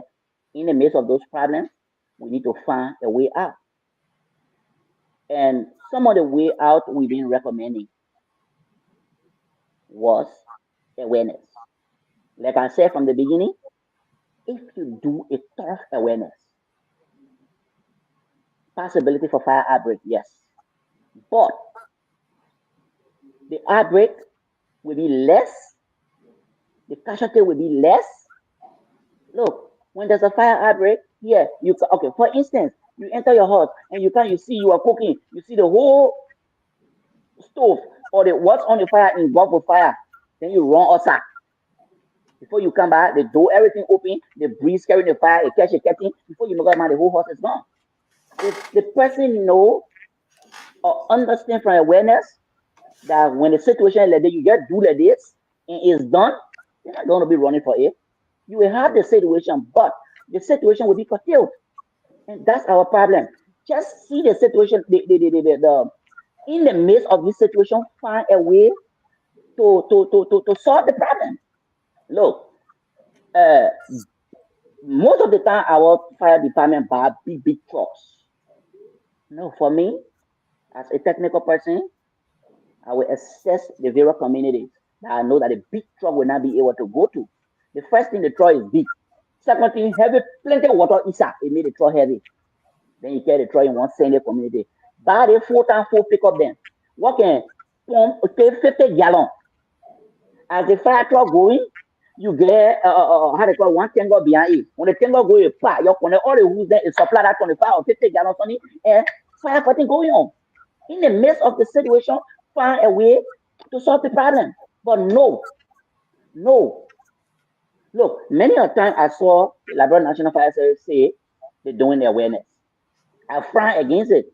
I spoke to some of the leaders, but no. For me, I see the awareness as charade. Let me be honest and tell you. I see it as charade. If you want to do fire safety awareness, the first thing you need to do a survey on a place you want to do the awareness. Break the people into bits and pieces.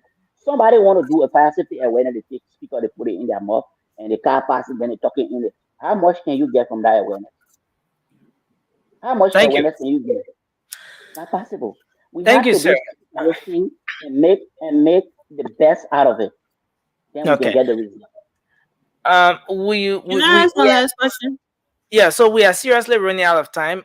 We have to make the transition. So I mean, you want to just throw in your last question quickly, then we take the No, my last question was gonna be, Mr. Cooper, do you think the government needs to regulate the kind of wiring that comes in the country? Is that something that we cannot handle in It's Liberia to kind important. of? It's, it's important. I mean, majority of our people, because of the lack of resources, the financial resources, and when they're ready to go, when they finish being a labor, they want current in their house, they just go take any kind of thing they put it in the house. And in a fire awareness situation, we can go in depth on how the substandard wire can lead to fire outbreak in your home. You don't want to strive, suffer. I mean, gather your little resources, build somewhere for you and your children. In no time, it's gone because of one late cheap something that you buy. All right, you don't want to do that. Look, I heard, I think it was Mr. Johnson talking about fire extinguisher. People purchasing fire extinguisher and they don't know how to use it. Look, my brother, it's so frustrating. I was I was I was I was standing looking at this guy who a car caught up fire. I did not know the guy had fire extinguisher because not many people really care about. In fact, it was just in recent time, I think 4 or 5 years ago, the guy started enforcing fire extinguisher in vehicles. I was trying to get a fire extinguisher from the store to go and help this guy to call the fire extinguisher to call the fire off in a car. Before I could reach there with the fire extinguisher, not knowing the fire extinguisher, say I took all the hurry. I did not even look to see whether it was functional. Running coming with it. Imagine that fire extinguisher is deployed in a store so that when there's a fire outbreak, they can use it. It was not functional. It is a cost of the Liberia National Fire Service. I'm telling you this. If anybody from there, they will tell you, let them come on and they will be able to tell you. Look, before I could reach to the guy, Not knowing the driver had fire extinguisher, when he took the fire extinguisher from his car, he just opened the window and threw the fire extinguisher in the car. The car burned with the fire extinguisher because the one high couldn't help it. That car burned to finish. And I'm like, so these are the situations. I mean, Thank you. the fire department needs, if they can't, they need, I mean, there's a need for them to find an institution that will be responsible if you're selling fire extinguisher to the people or to the public, conduct some awareness, Thank you. training for those that buy the fire extinguisher from you and to know how to use it. If possible, do vehicle safety. They got vehicles fire safety. Okay. Thank you. For them to know. Let's take Mobile and then Francis and then Cindy. Mobile, you have a question? Yeah, Mr. Benson Cooper, thank you for your service, and I think you bring a lot of experience and a lot of work to the discourse. We appreciate you so much for your time, at the fire service. Like, all the questions have been asked and stuff, but my question is, my question to you, right? Is a comment, but we didn't make it a question. You think all the fire? Just put a question mark to the comment. Yeah, I'm just putting a question mark. Yeah, you think all the fire, incident that been happening within your own understanding? I know that you would, like you would say maybe it's a wire or something. Within your own understanding and in your own, like your professional work you've been doing, you think it would be, a professional for an investigator to investigate every fire outbreak in this country to get the specific cause so that they can come to the public and tell the public, you know what, there's a wire issues. Let us do this. Or this is probably somebody open gas somewhere. It happened. Because we don't know, we just guessing, as you said, we just guessing, that wire issue, that this. And the people assuming. But within your own understanding, you think it would be professional for investigator to investigate these matters? To come up Moba, Moba, I told you earlier that the Liberia National Fire Service got three main pillars they work on: prevention, firefighting, and investigation. The Liberia National Fire Service has an investigation. So when I spoke of assumption, it's not like the way people standing by will assume, that it won't happen, that it won't happen. No. The assumption is a reasonable one by the investigator. But for me, in my technical understanding, I'm telling you, it's not going to be a 90% or 100%. But it's reasonable. It's reasonable because there are factors for that assumption to be made. There are factors taken into consideration by the investigator. They collect prima facie, they collect evidence from the fire scene. They gather information with people who were around from the start of the fire. Now, they blend those evidence they get from the fire scene and considering prima facie to the information, and then they make a logical conclusion, and that conclusion is an assumption. But there are some things that will happen. Technically, I will not explain now, but before you determine it, you need, look, I tell you for free. If you take a firefighter, a fire investigator from America, and you carry them to Liberia, a seasoned investigator, on someone our fire scene, when they see how the fire scene look, to determine the actual cause of the fire outbreak, they that say they will be confused, except they decide to institute some forensic measure to be able to determine that. Thank you. Because, I mean, for an investigation to say this is the actual cause or to carry on their investigation, the first and foremost thing they rely on is the preservation of the scene. That's where they gather all the information based on their investigation report. Thank you. But in Liberia, majority of our scene is already tampered with. I say sometimes the whole will burn, they still in a wall. the men will break the ballon block from the wall, try to take that steel off. They already gone, so let's just take the steel off. Why No, no investigation have not evidence. even come? Yeah, yeah, I will stop here for now. Although we're running out of time because me are in Liberia, me too. I gotta go to bed, so let me leave my brother No, next. no, you're not going to bed. We'll leave from here together. So Now when you I say hear, that I in tell Liberia, you, that yeah, be what you say that in. You get one fire extinguisher in the hole when you you check it get off. it. I No get it, fire but I get tattoo extinguisher. and water. Okay. Come on, man. So this is where awareness also come in.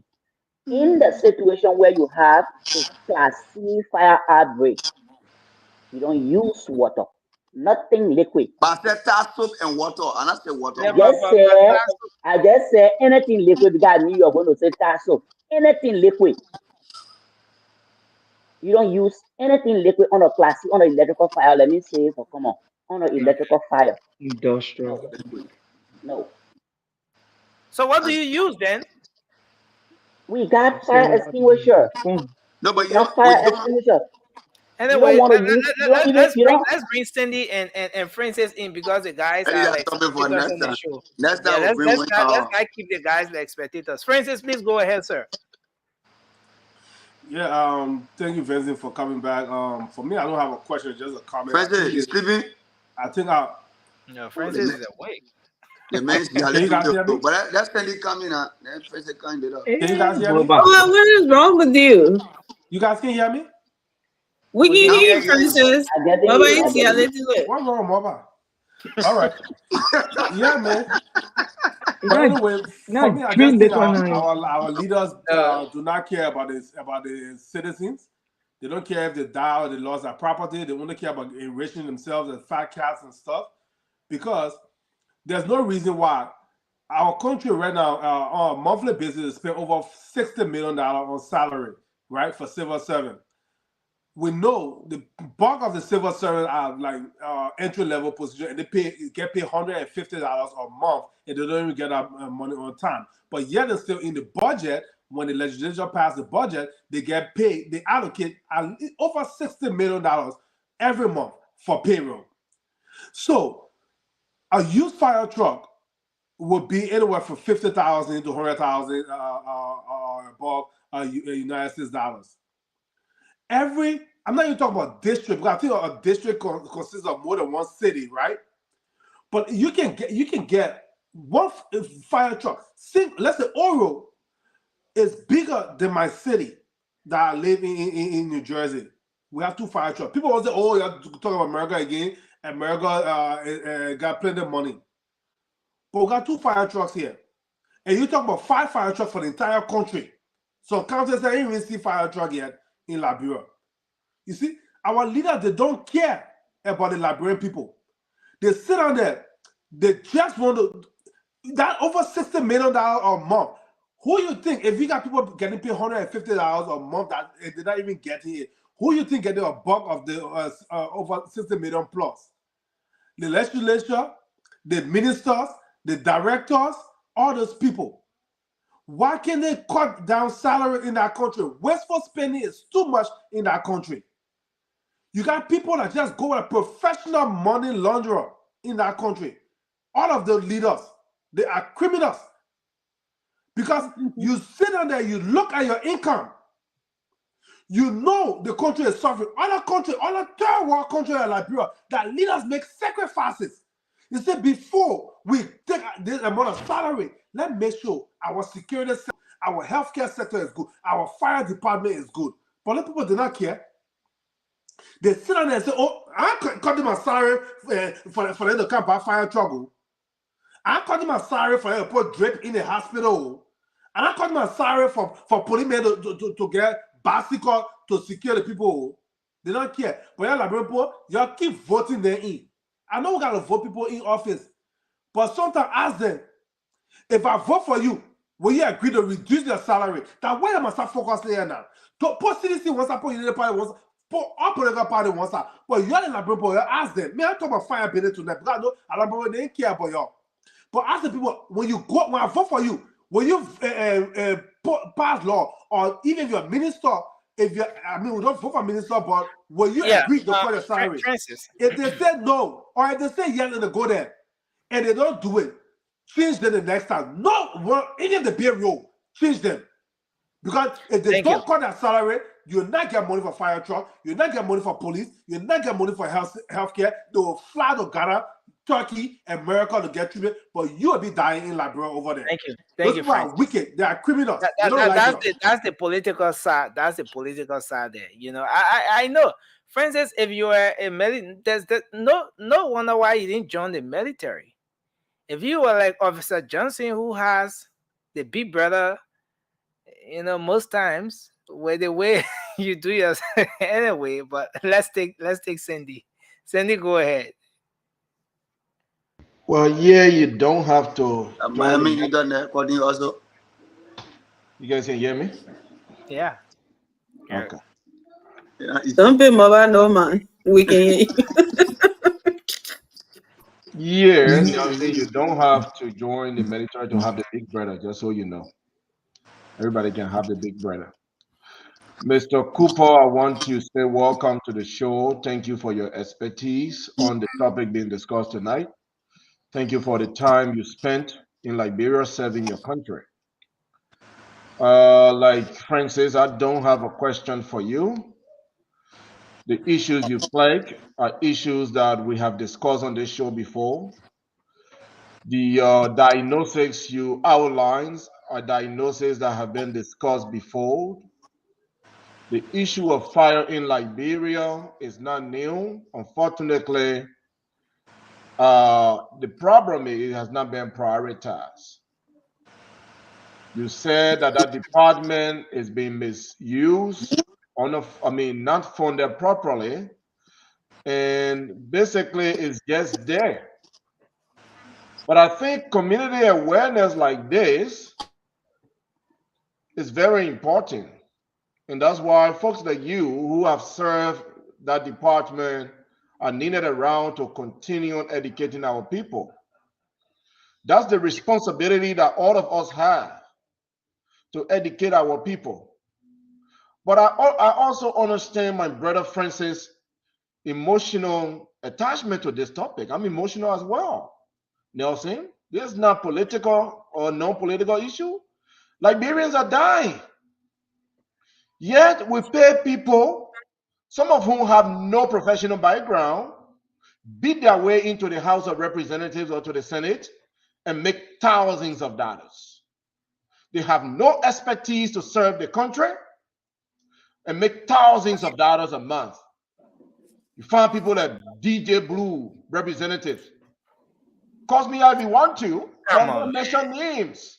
Come on, man. What is his expertise to serve the Liberian people? He's an entertainer. Nelson, let me talk about who you tell your own. Exactly. Let my brother tell his own, Nelson. Let him go ahead, Cindy. You're protected. You give that guy approximately more than 6,000, and that's the minimum. I know they make more than that a month. Yet, a fire truck cannot be fed with fuel. Yet, a DJ Blue will receive a fuel card or a gasoline slip every month.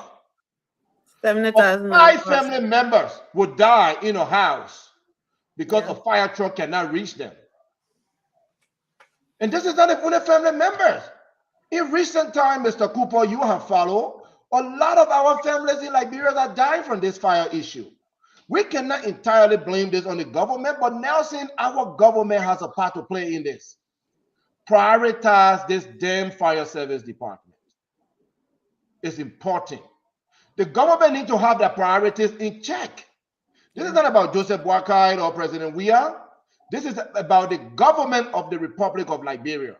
And whosoever is heading the government of the Republic of Liberia is responsible to protect lives and property within the borders of the Republic of Liberia. That's right. You must cut down pay for those representatives who bring nothing to the table. What laws are they making? We have the laws. We have the laws. The laws are not being enforced. What laws are they making? What law is DJ Blue making? Is Yeke Koruba making to cause presidents? Thank you, Yes. Saint. They get all that money, and the healthcare is not being attended to. The education sector is not being attended to.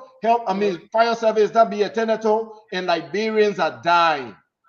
Mr. Cooper, thank you for your service and for your knowledge on this topic. Let us continue to educate our people. Thank you. If we dare, you get looking for Sandy. Nelson, I have a quick question for Mr. Cooper. Go ahead. Mr. Cooper, how many? I know there's a difference there because the police supposed to work hand in hand with the fire, secure the scene with the arson investigator comes. How many arson investigators during your time in Liberia do they have, and how many cases have they closed that you can recall? Oh, I'm sorry. You're muted. I just unmuted you. Go ahead, sir. Okay. So, the investigation division of the fire service do their investigation in totality. The investigation process will determine whether the situation is an arson or not. So that division is responsible to do fire investigation holistically. They are the one will determine as to whether the situation is an arson. All right. So there are a lot of fire outbreaks. In fact, majority of the fire outbreak situation in the country are done with their investigation report. In fact, they will do their investigation report and come up with findings. But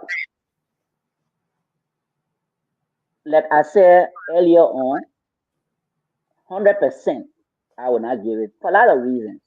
We can just delve into all. But the Liberia National Fire Service has a responsibility to do more. They need to build the capacity of the people who are in the sector.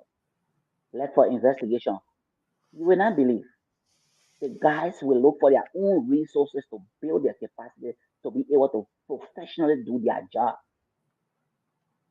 Why it is the responsibility of the institution to do that for them. The firefighters, they will go out reading other resources so that they can build their capacity when they have a situation because it's almost like they're being abandoned. Look, nothing is this happening. Let me tell you one thing. The fire truck, the firefighters are in trouble in Liberia. Do you believe that they throw shit at the firefighters on so many occasions? They throw people pee in the plastic bag or in a bottle and throw it at the firefighter. They poop in a and throw it at the firefighters. I'm telling you, they stone the firefighters for reasons that they are not at fault. It pains me a lot to see these guys struggling, putting all their they are all in this thing to save somebody's life, to save somebody's property, and they be treated that way. And that reason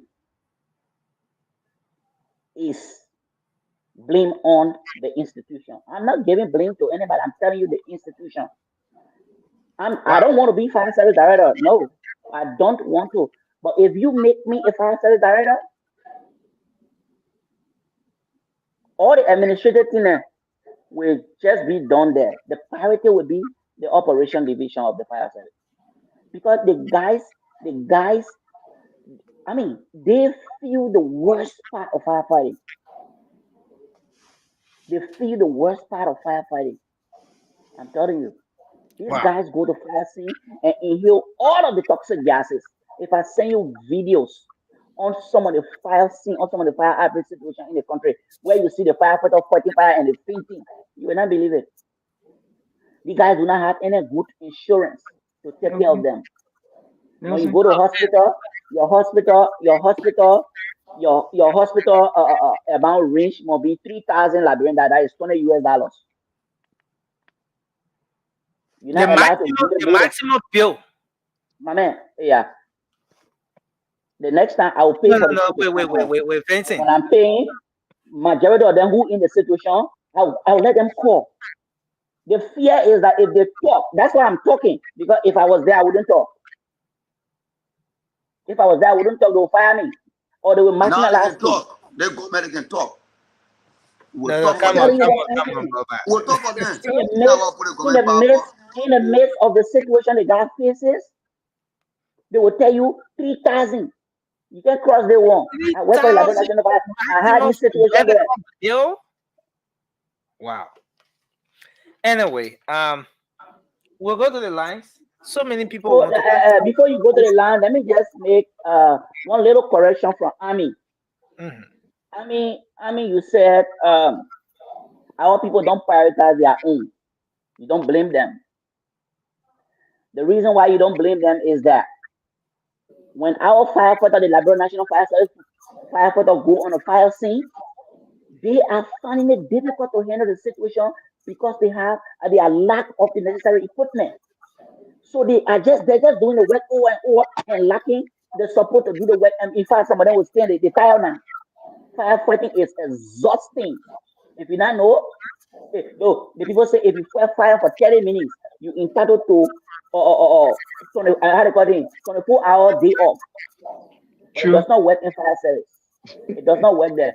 The guys can fight fire so that 12 hours they on the fire scene, 14 hours. Fighting fire. So because of the lack of the resources, the protective equipment to handle the situation, they will just be there. Then when on will come, you see us fully prepared. We stretch out our hoses, take the nozzle and move inside. In less than 1 hour time, the situation is under control. You not expect the people to be clapping for Ombil. Look, the Ombil firefighting team was also Liberians. So Liberians. They were not white people. We were local firefighters assigned with the United Nations mission in Liberia. But we were trained, we were given the support. All of our equipment were there, making sure they are always intact. So whenever there's a situation, as soon as the Liberia National Fire Service liaise with us, when we move on the fire scene, you see the people clapping because the solution is here. And it's not that we're better than them, but because we are protected than them. Okay. Some of the stamina our guys at Liberia National Fire Service have, some of our men at Omeo never had it. But the kind of job we will do, it will be faster as compared to them. And There are a this is lot. important. This is very important. We want to put the numbers up to start to take some calls tonight. So many folks out there want to contribute, and let's provide them the opportunity. Let's hear from them. We're gonna take 45 seconds, maximum 1 minute per call, as we try to wrap this up here tonight. That's So the way that's the one thing. yeah, I never bring my stand with me. My battery about to get a little low to charge my phone. So anytime my phone go off, my battery off. I gotta go and start my phone. I left my stand back home. you just come in. You don't see anything here. So Yeah, you're complaining already. Girl, my phone wasn't going. I bring my zero stand back. triple five Forget my zero stand. triple five 101075 is our Yeah, bottom. direct local line. Enjoy Liberia. Let me put my WhatsApp up here for our folks wanting to make input from the diaspora. But let me have this. Okay, so let me put the WhatsApp here. Okay, so this is the WhatsApp. Call that number only on WhatsApp. So let's take our first call here. Hello, You enjoying Liberia? You got 24-hour current? Need a man, morning. calling again, Bob. Hello, you live. Your name and where you come from? My name is Robert. Robert from Kanesio. I work with the Liberia National Fire Service. Oh, okay. Go ahead. You say you're a chief investigator for the Liberia National Fire Service? Sure. Okay, it's good to have you, sir. Let's hear you. Let's hear your take on this one. So then I just heard a conversation with my former colleague, Jason Cooper, and he elaborated on some matters concerning fire service. And I was concerned, so I took the call and make my input. Okay. Actually, fire service has 3 men and do not have the capacity to work because they don't have the material to use. He spoke about firefighter truck coming from India. All the firefighter trucks are down, except for the one truck that the United Nations bought and donated to the institution before they left. Wait. The fire trucks that he just spoke of, everything down. They don't pay mechanism purpose. Government only pays fire service. They did not give money for repairs of fire trucks. If they give money to repair fire trucks, maybe the same maintenance, it would be something like $5,000. You can't maintain a fire truck with $5,000. So we have challenges. Challenges at the issue. And like you build a new school, you want people to go to that school, you want to that school, get the best professionals to go to that school to teach. But if you don't take the professionals and then you go teach somebody from around the street corner to come in the school to teach who doesn't know how to do school direction, you expect that institution will now go up. Okay. So in conclusion. So then I will the government prioritize this institution. We have is that the salaries are not good. Okay. You can't be somebody can be fighting fire being there with $90, $120. You're selling to come to work every day. $90, $120, 120, 135. So you get to go fighting fire, you being able to kind of lower income, you're still come for the next step. Wow. We need a very good experience for our firefighters because when they go in the street, you know about carbon monoxide. It's a toxic gas. When they go fight, whenever they go fight fire, they inhale this gas, and they got nothing to take to relieve the gas in the system. As the time goes by, people are sick, die out of it. So we need a very serious by the institution. We want the authorities to see fire service as one entity as service providing. Thank you, sir. And just an entity as sitting out there. Thank you. You're welcome. Wow. This is touching. Hello. Let's take this person. You're live. Your name and where you call from? Hello, my name is Maria. Okay. Hello. Yes, we are live. My name is Maria. I'm calling from Australia. Mm-hmm.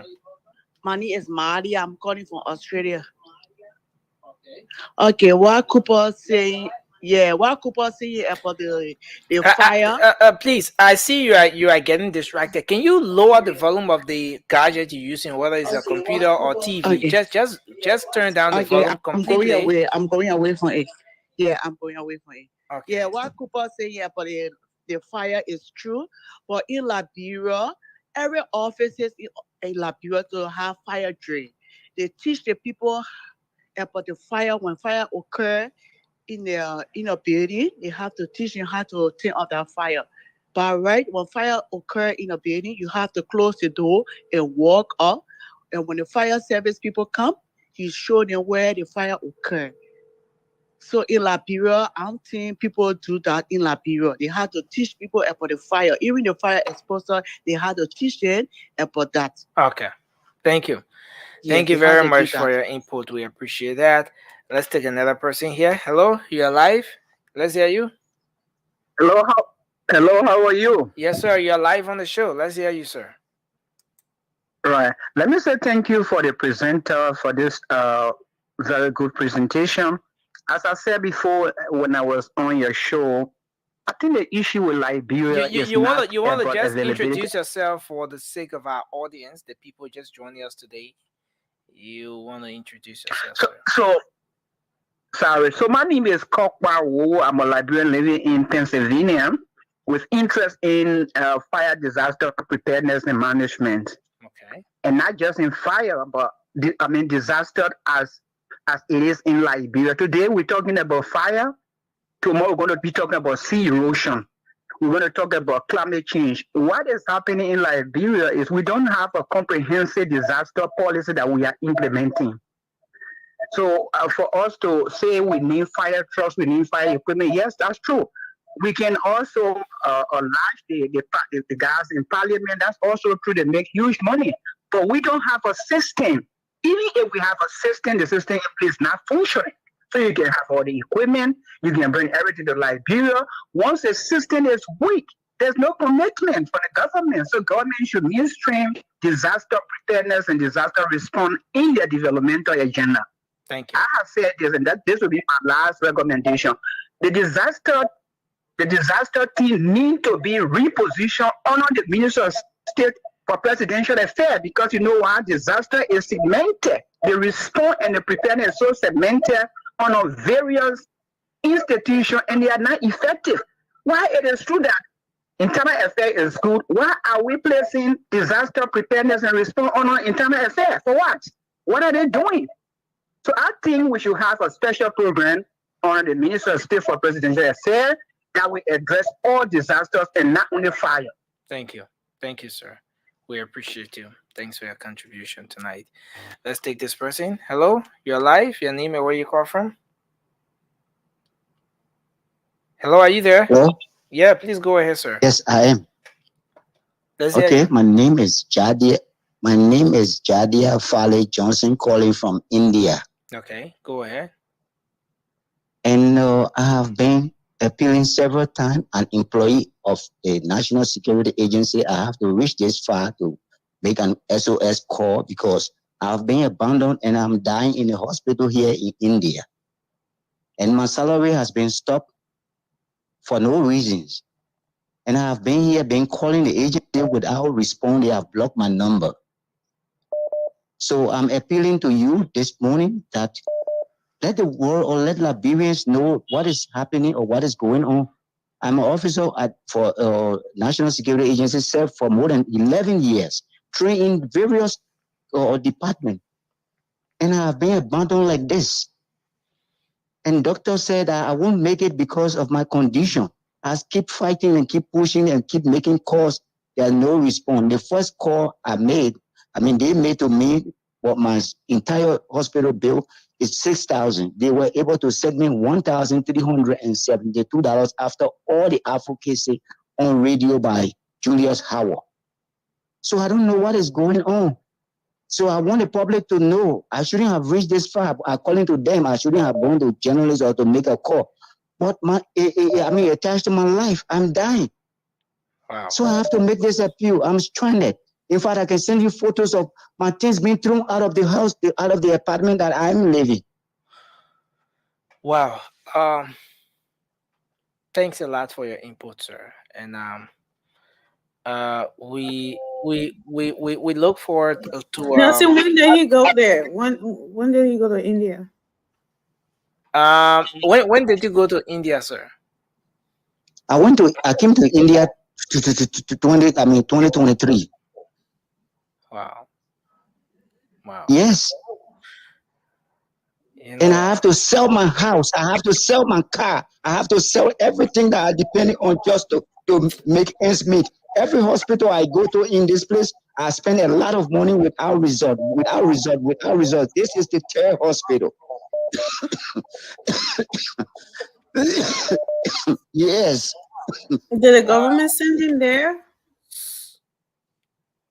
Okay, so we're gonna have a time to get you come on the show.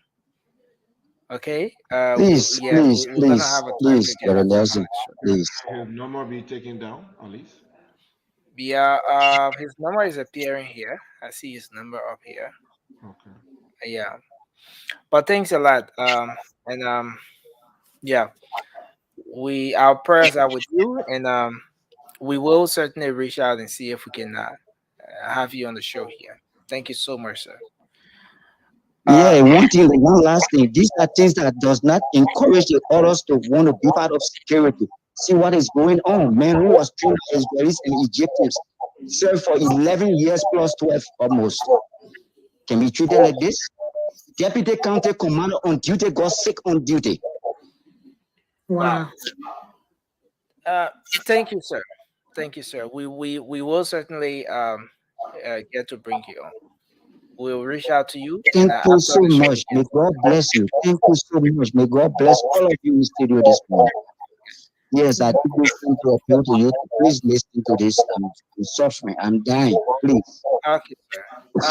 So let's get. We'll take just 2 more calls and then we wrap up. This is sir. Let's bring. Hello. Yeah, Nathan, how you doing? Yes, sir. It's good to have you on. All right, thank you. This is Bud. I'm calling from the state of Iowa to be specific, Cedar Rapids. Okay, the fire issues in Liberia. Can we ask our very what is the problem? For me, the problem that I foresee so far in Liberia is the layout of the city. I think Mo Ali make it explicit, very, very explicit yesterday or day before yesterday when he came on Spoon Talk. Our people, the way in which they build houses in Liberia, it is very, very bad. Even if you have 25 fire trucks and have the best expertise in fire disaster or any other disaster in Liberia, it will be very, very, very hard to function correctly into our country. I see the reason why Tolbert and Ellen wants to relocate during their time in Banga or in Nimba, in Zikepa area there. Okay. This is a way that Thank you. our country will be effective Thank you, sir. in disaster crisis. Thank you. Thank you, sir. Let me squeeze this one in. And then, Thank you, sir. hello. Please go ahead quickly, sir. You're live. Hello. Hey, Nelson, how you doing? Yes, sir. We're okay. Let's hear you. Good, sir. Thanks for the show, and thanks to your panel again. So Mr. Cooper, good to see you on the show. But this is my take again on this. I think we had the discussion before about the fire issue in Liberia. I know people present issues about later of the country training, but we cannot take our eyes on the bigger issue. And sometimes I take the emotion for my brother Francis and brother Sandy sometimes because the issue in Liberia is a big one. So tell me, when last government, even the new government, we're talking about what infrastructure? We're talking about support for critical institutions.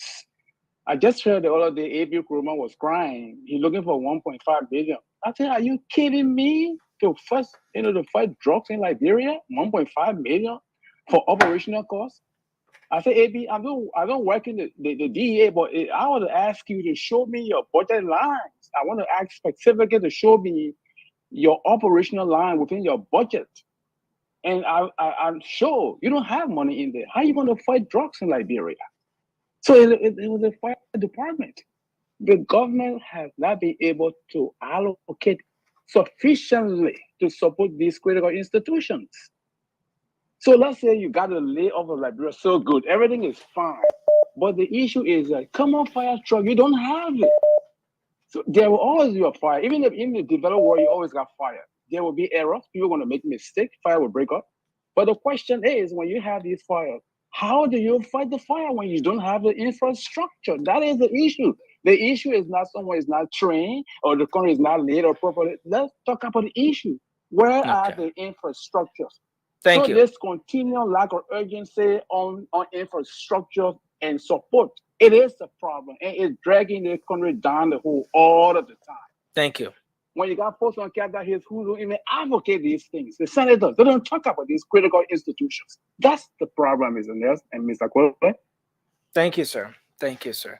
Thank We you. appreciate your contribution tonight. So we're going to come back to you, sir. Vincent, let me just squeeze this last call from Liberia. Hello, you're live. Yeah, this is Obadiah. I work with the Liberia Fire Operations Department. Oh, okay. Yeah, I want to say firstly, thanks for the program tonight or this morning.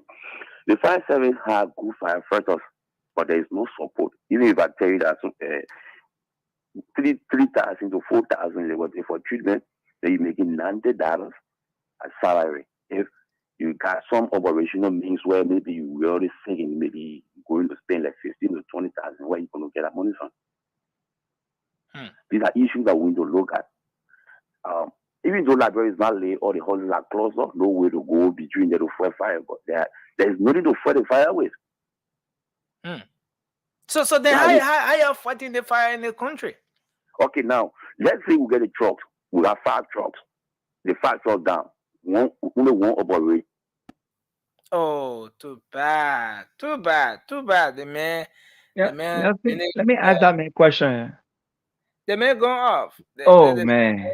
Yeah, The, too the bad. year the man talking, the call you full off. No, I think the man credit got. Yeah. Yeah, but this is just the sad reality here, man. And I don't know, but Mr. Cooper, it's back Yes, to you. You want yeah, to just do your closing, respond to some of the concerns, and do your yeah. closings. And there's not much time given or here tonight. So my actual intent on the show tonight was to just lay off some of the issues and make recommendation. But I know we don't have much time for the recommendation. So I will just address few of the issues, and then we just leave it like that. When we have the time again, we'll make some Yeah, certainly, recommendations. certainly. We So but you can just in summary touch on the recommendation because I think we've discussed a lot about some of the issues in the sector and all of that. Yeah, but you can take on from there for the next few okay, minutes. Yeah. so I listen to majority of the callers and their consent. True and true. Infrastructure and all these things are taken into consideration. People building on the alley. I mean, congested buildings or in the country, you don't have means to reach to some of the fire scene.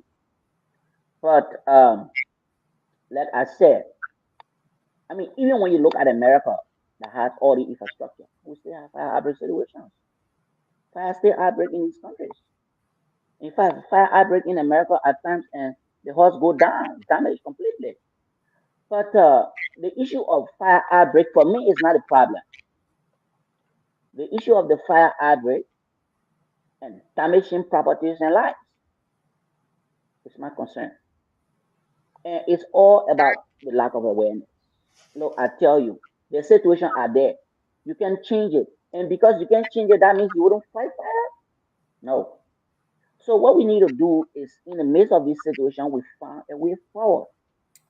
I tell you for free, nothing. If we have a a proper firefighting awareness program in the country, we will make a lot of gains. We will make a lot of gains on fire safety, on fire outbreak situation in the country. Look, majority of the issues people spoke on, faulty wiring, gasoline, people keeping gasoline in house, people still using candle and all these things. My brother, I tell you for free, they are all part of a package in fire safety awareness. If it's done and done to the fullest, people will get to understand what it takes, what needs to be done. Wow. Look, if I come out today and tell you, do not keep flammable liquid in your house, and there is a need for keeping flammable liquid in your house, there are things needed to be done to ensure that the flammable liquid will not engulf into fire outbreak situation. So those things are part of the package in fire safety awareness that give you an idea on what to do. So keeping Well, flammable liquid in your house is a problem also. But when the problem is there, you find a solution. That's what we're talking about. The fire department needs to be robust in their awareness situation in the country. When President George Weah took over, we wanted to go back to Liberia National Fire Service at the time UMNO just closed. And we wanted to go back to SIR. For me, I wanted to be deputy director for operations. I was making some moves. Um, for some reason, the guy did not see it necessary to send me. Fine. I decided to go private. I opened my own fire firm. When you look at my article in corporation, you will see all the things in my fire firm. I was going to be supporting the fire service in their function, but as a business entity. That's what I intended to do. When I went to the Justice Ministry, I had a conversation with the deputy minister. I'm the assistant minister. No, the special assistant to the minister, and he said you need accreditation letter for you to operate this. I said, okay. I went and did my draft application for, in fact, I did the application for my accreditation. When I sent it to them, they just play with it, play with it, play with it, play with it. I did my business registration and registered my business, everything. We wanted to be there buttressing the effort of the Liberia National Fire Service. And, in a business concept, but they play with it. Some of the ideas we had, some people took it and tried to work on it for themselves. But the thing about it is that the technical expertise in the thing, if you don't have it and you just look at the other side of it, you go in and you're going to fail. And Wow. massively they fail. Yeah. Yeah. We still have this ability. We can still come back with recommendations to the people. If they're willing to open up, we can come, we establish, we do business. Wow. That, Liberia National Fire Service is an institution that is established by the legislature. It's an act that is established by the legislature. But they did not give them right to generate income. All right, it's not an income generating institution. So people see majority of the institutions that are not income generating institution in government as a liability on government.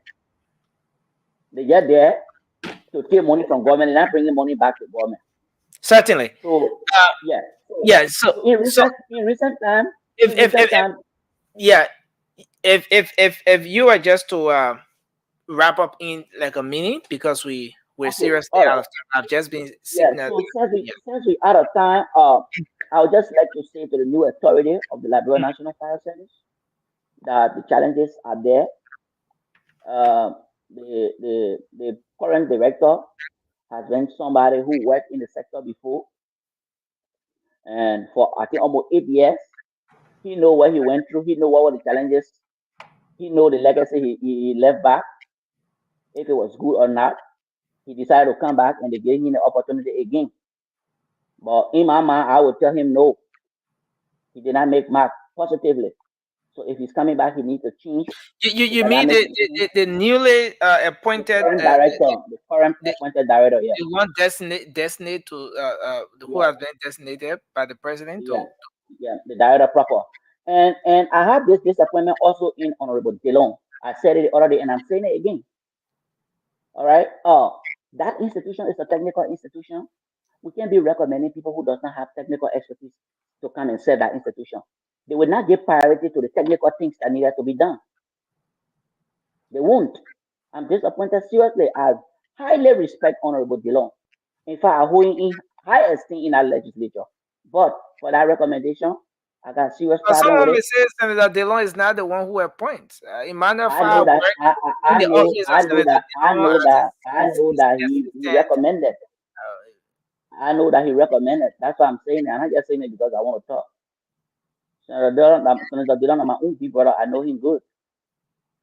Wow. I know him good. Yeah. So I know that he made a recommendation. Okay. So let's do this. You have worked with the immediate past director and the current one who has been appointed. I understand he served in the institution before, but he's been reappointed after serving for 8 years or so. Yeah, and he's being reappointed. But if you were to weigh between the two that you've worked with, what can you say? Weigh between them and rate them? Yeah, rate the two individuals. Colonel Ellis Dixon. Colonel Ellis Dixon and the what's his name again? Waswa Bafo. Yeah, Waswa. Colonel Ellis Dixon and Mr. Waswa. Rate the two individuals. You have worked with them before.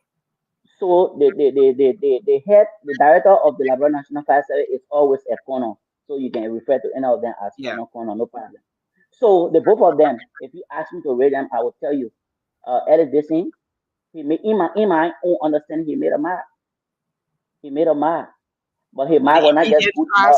But he made a mark. He made a mark past Director Buffer. Yes, he made a mark, and I can.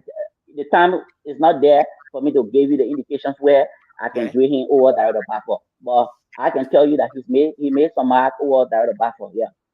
Okay. But I'm Okay. just saying he has been having the opportunity around. He have had the opportunity right now to come back. There's a possibility that he can do better if he's willing to. The place is not strange to him. It's just that probably some technical thing he does not understand it. The best thing he can do is to reach out to people who understand the technical aspect of the thing and see how best. Look, I can tell you for free, there are possibilities that you can write project proposal on behalf of the Liberia National Fire Service and get assistance to keep you going and making your function to be reflecting on the people of that country. It's Okay. possible, but you So, just need to understand where and how to go about it.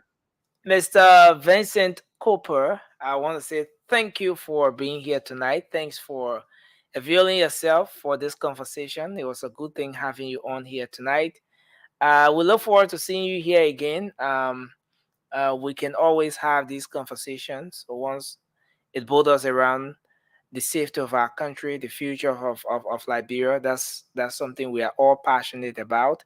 And we appreciate the fact that you're able to show up here. Thank you so much for being here tonight. And thank you, and thanks to all the panelists. Good to have you guys, man. Thank you, Okay. man. Thank you, Thank Vincent. you so much. Yeah. Well, Naja, I gotta do my closing. My phone about to go. Yeah. no, that No, phone no, will go off. my phone about to go. Mobile, don't It like me single. You tell me say yeah, 10%. yeah, mobile, don't rush the show. Don't rush the show. I'm not Sandy will get do 10%. his closing. Alfred will do Francis Okay, will do that his is well, closing. go out there now. Oh, Mama, we missing anything for you? No, nothing basically because I got something to say. But Francis, let's go ahead. Let's do our closing. We had other issues to talk about, but time is Oh, not much. the officer, are you want to come on the bus for that? We will come back. We'll be here tomorrow again. A lot to talk about. But Francis, you want to just do your closing? Yeah, guys. Thanks for being here again. Thanks to our people in listening, radio land and watching. I mean, we come on here, sometimes people we get angry. Because like I said, back in 2022, when I visited Liberia, I saw a police cruiser, and my cousin told me that because that police cruiser is over there, there's a big policeman in that area. So I asked him, what does the patrolman drive? He said, you better move from here. What do you mean? He said, you got red keke for you, can't get you. So some of these same people, these police people that would never see action with their fast coming and BB got it, driving the cruiser. For the people that will call to take the bullet for us, we gotta send keke for them. We got then when the car arrest man, we gotta rent another keke for the carry them. You see our people, our leader, either they're wicked or they're just ignorant and incompetent. Because somebody send an air conditioner off it. Wicked. Let pick up. Don't let the police do the hospital. In Beaumont, they just send the hospital boss and pick up all the people in Bon Town, all the doctors and nurses, and take them to the hospital. So if it's that serious, get boss to pick up all the ministers, all the directors, and drop them off to the offices. Let us sit in the air condition. But the patrol men and women that beat the streets every day work for us. Get them the cars. Don't put it in that car and go to like girlfriend and boyfriend in place. Why they get car? They put it out there running the streets to protect us. They ain't got no car. You see, I put the wicked. Come on, they don't care about people. They are killing our people in Liberia there. Fire service, no truck. Police people, no car. Hospital, no ambulance, no medication. But they pay over $60 million a month to civil service in that country. Where the money going, nobody know. The budget, they say it's not been released this week. It hasn't been released there. So let's take us, the Spoon Talk mentioned earlier, they will have to call those green legislature back again to session. And every time they call them back, they got to pay them. They got to pay them, I think around, I don't know how many $1 million. They got to pay them. So their jobs, they're bringing them back to pay them to do the same job, but still fire truck will not be fixed. Don't put in the wicked. It doesn't matter what government, they're all wicked people. Thank you. Very wicked. Mother, you want to go ahead? Nelson, know that he have enough Fun time back there. Yeah, I pray that you get never parent to next one again. So again, stop me from talking. You run away. Yeah, but I was going to get my battery off. Let me just do my closing. Oh, our big brother, Vincent, he really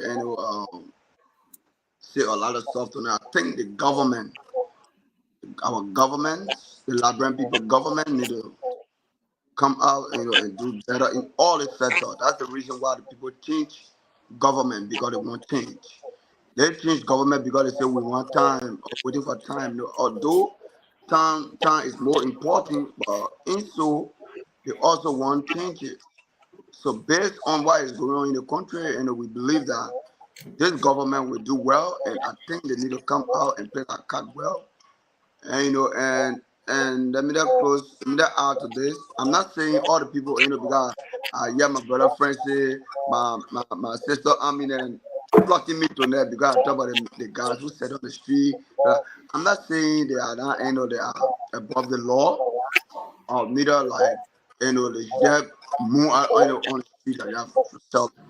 In every country, more especially in Africa, we all understand. Like people say on the streets. I understand we want to change and we all voted for a change and people come up a lot for a change. But change not come in one day.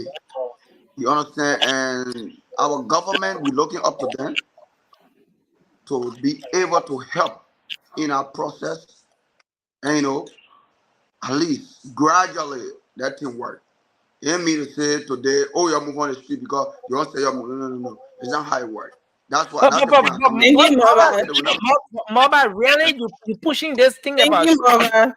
no, I'm coming. I mean, mobile, are you really pushing this issue about street selling? Mobile, is that the idea you want for the GMB government that you propagated on this platform for several months? You want for the government to be helter scatter where there will be banana peels all in the street, banana peels all in the street, people selling No, all no, under no, the no, no, no. bridges, It's not what the I'm weed saying. bar Nessie, everywhere, no you out of your system, own. no control and Nessie, you everything. out of your Is that own. what mobile Zoka is pushing for? Nelson, I Nessie, thought you said you you're adding, out of you time. adding, you adding your own self sugar to what you say in your tea or your pepper in your pepper soup. I never said it will be passed around with bar the mature banana. There's no. They are structured. And my point I'm making here is Nessie. If you have everything that somebody says, Zoka, move, go. I just get out, go. Come to me. Give me awareness. Tell me the time frame. Oh That's how yeah, government yeah, works. yeah. They see It people. should They be see done people that are systematically. you talking out of the street to that. See people that went for that for you. So don't say because they vote for it, they want change. They want change, but it's not how you implement the change. You can't force them. Yeah, No, we are human beings, man. We cannot say because today they put on the thank you, street, Mama. so they go and put another roll in his car. No, Thank you, we don't do Mama. it gradually. That we try to talk to our people, and Thank you. doing so, let everybody. No, no. Look, Thank when you. Oh yeah, please, Mama. Thank you. when you come in the country, you will know what people going through and what some people went through before, and today they still going through, and some of them only depend on that side was setting to support their family. So when I Yes. come here and degrade, say, oh, because I want you on them move on the street, I would not do that. Thank you. I respect you. I respect That's your view, very but I would true. not do that. That's very true, Mama. And you know, It's so many of the frustrating. So guys we say you you see gotta selling understand. out there. Some of them are universities. Some of them have Of families. course, Some of very them are smart. they are the only Wow. breadwinners I for mean, their yeah, family. breadwinner of their family. And all of that. So you know, it's important for the government to really be careful how they go about it. That's what Um, I'm saying. yeah. I think you But get I my think point. yeah. Thank you so much, Thank Mama. you for your 10 minutes, Mother. Go ahead, Officer Hans. Thank you. You got trouble. Because I step on her now, she fell with me. My man, ghostly. I'm coming for you. I'm not for you. Just sit down there with Thank, me. thank you, everybody. I want to say thank you to Mr. Cooper. The guy is knowledgeable and he's very passionate for his career. It's unfortunate that Sir Joseph, a month or two ago, I guess, had a disaster at his home. Until now, that man has not advocated nothing in regards to fire safety and for more what you call equipment. I don't even think Liberia does have a ladder truck. I know we say fire truck, fire truck, fire truck. That's a big difference there. but we'll give it a take. There's engine, there's truck, and there's ladder truck. We don't even have a ladder truck. We got a couple of engines and truck. We don't even have a squad that carries or rescue. We should pray that we should not have a what you call industrial disaster. People would die. Places will get burned. That's the reality I'm speaking, because it's not George we are now. It's Joseph Boycott's government now. So we got to shift the burden and blame on him now. The burden is on him. Government, his appointee, his lieutenants should be out there advocating.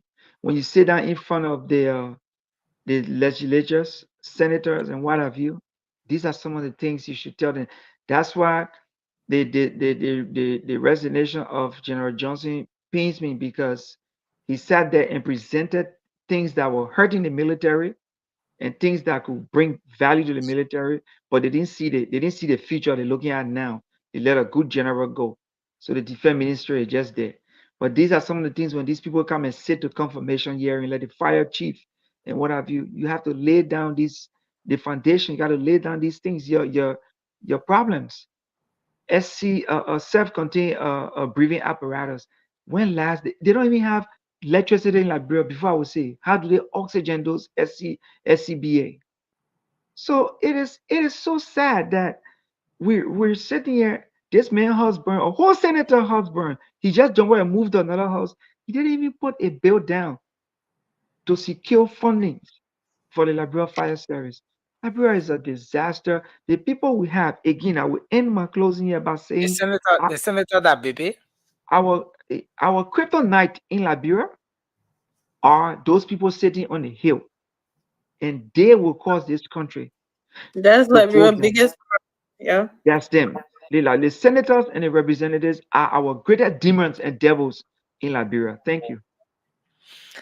Thank you very much, Officer Hans Johnson. We appreciate you tonight for making your contribution. Thank you very And you're not much. seeing me anytime soon again. Maybe next week or week after next. But thank you. Thank you very much. After 10 years, you've showed up. We appreciate you tonight. Thank you very much. Every now will be But, here. Every now. yeah, Moba has he broke the record. Let me put it that way. To rate Mama, try let me so many times. No, I mean you don't have to close. But no, what do you mean by I don't have to close? It's Let almost Mama 4 close o'clock for 3 a.m. minutes. you're You don't co-moderator. have to So, close. but Sandy, they are closing. You So let if him. anyone got You given to started, the you lawmaker started a whole again. new show. You started a whole new show with Mama. I kept saying things you said. Oh. Go ahead, Cindy. We were supposed to So go you with printing this politics man. against me again. You are giving backing for you. Are you printing politics against me? Okay. No, I'm just being honest. So, look, Nelson, as a country, we have to rethink how we want to run Liberia. We have to re-strategize. There are a lot of things that have been done, but haven't worked for our people. How we pay people, the number of lawmakers we have representing districts. I gotta go. My phone off. Agencies that we prioritize and areas that we do not prioritize. We have to rethink. We have to re-strategize how Liberia should be run. A lot of money going to individuals and certain agencies that do not benefit the Liberian people. In other parts of the world, they focus on the front line, the firefighters, your police officers, your soldiers, your doctors, your nurses, your teachers, those professionals and other professionals that run the country, the day-to-day affairs of the country. You prioritize those people. You prioritize those agencies. You equip those agencies, those institutions. That's the outlook of your nation. Like education, healthcare, fire service, your police, your security sectors. That's the outlook of your nation. But when you don't prioritize them and you start to prioritize, like those in the court suits, the lawmakers, for instance, making a lot of money, then you do not want to see your country advance. I'm not saying pay a police officer more than a lawmaker, but I'm telling you, equip the police as an institution. I'm telling you, equip the fire service department as an institution. I'm not saying pay a firefighter more than a lawmaker, but I'm saying cut some of the monies you give into the lawmakers and equip the healthcare, for instance, the education sector. Here is my proposal for Liberia. One senator for each county, 2 representatives de masse for a county. Reduce that number. Those people are not making laws. What laws are they making? How many people do we need in the legislature, in the House of Representatives to pass bill? Most of them go over there, they don't do anything, absolutely anything, and they still make the money. Nelson, we have to re-strategize how we run our country. For the brother who comes from India, I pity his condition. I hope someone listening to him tonight, I hope someone from the government will listen to his plea and address his issue. Now, say, I'm going to end on this. I am against corruption to the highest degree. I'm totally against corruption. But I've spoken with someone who worked in the Liberian government.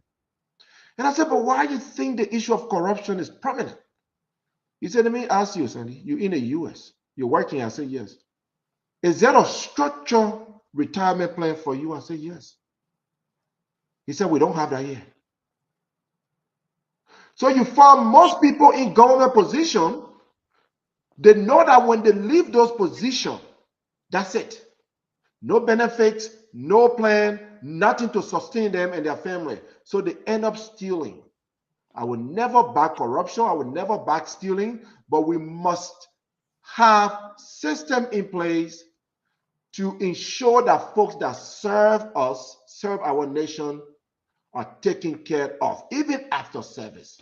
The brother in India should not be over there a bander. He shouldn't be a bander. The government should take care of his medical needs. A fire service man or woman should not be capped to 3,000 Liberian dollars when he or she face medical condition. How do you encourage me, Sandy, who is currently not a firefighter, to join the fire service department if I know that brother Nelson is not being taken care of? We must re-strategize how we run Liberia for the benefit of all Liberians. Thank you. Thank you, sir. And Amy, you want to take us home? Yeah, I wish I had spoke before Sandy. This brother always get into my head, and I'm gonna whatever he's using, I need to use it to get him out of there. We from Marshall. How we can do it, Marshall? Yeah, see, that's what happened when you invade people's territory. So yeah, but he said it all, Nelson. See, but one thing I gotta say something about mobile low advocate for street sellers. No one here have any problem with street selling. But like Officer Johnson said, there are markets, there are places that people are supposed to go to sell. And the one that irked me the most is that everybody, every little thing, oh, we voted for this government, then we're not getting this. We voted for the government. So it's like they change you voted for. If the government has to be watching, like, oh, let me see, I want to implement this change, but I don't want to hurt these people because they voted for me. Oh, should I do the one before people get mad at me? How are they supposed to work? You understand? Some of these things we have to stop saying this as if that we were doing. Yeah, you may be doing this person because their person because they want, but this is a change that you want. That's something you're doing for your country. It shouldn't be something that somebody owes something to you that they cannot do the right thing, even if you're in the wrong. When you get affected by it, it's a problem. That's what we're talking about, Mova. Yes, our people are stubborn. We need to say it. Yes, I'm saying it. You will tell people you'll get in time, but still, When the time reaches, they will still be there. Markets for bill for people to go in, they're still coming out. So you can't say, "Oh, I don't think they just went and just started taking people." The only thing I'm against is taking people markets and stuff and not and telling them to pay you for it and stuff like that. But I think we should the street selling and people just being in the street that and just being all over the place and there's a banana here, they cleaning the street and it's just trash everywhere. No, that is not a good look, and we shouldn't be talking about that. And nothing that like Sandy said, these are some of the reasons why we get so upset. People like us get so upset when we hear how much legislation is stuff that makes in Liberia.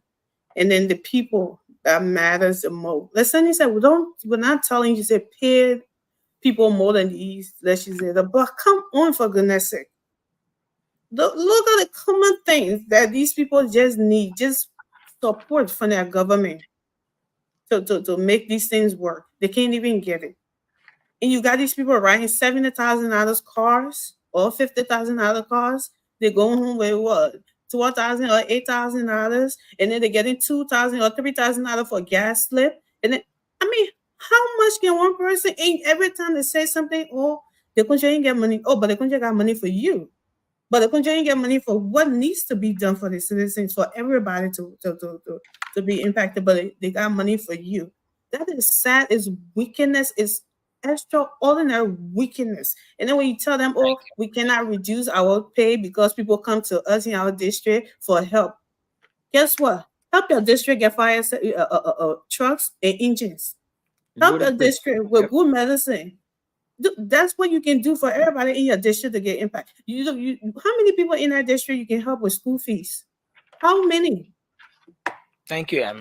And that should be your excuse every time. It's sad, and it's sad. And we hope that this new government, whatever, it's not because it has been a time immemorial thing. It's not just a George Weah thing, and we hope that it changed this time around, really. And for the brother that called for Indian nursing, we hope that we can do something to have him on the show and have people. And this is very, very sad and disgusting that a $6,000 bill and you would send someone $1,000. I mean, how much evil can a person be? How much evil can there be?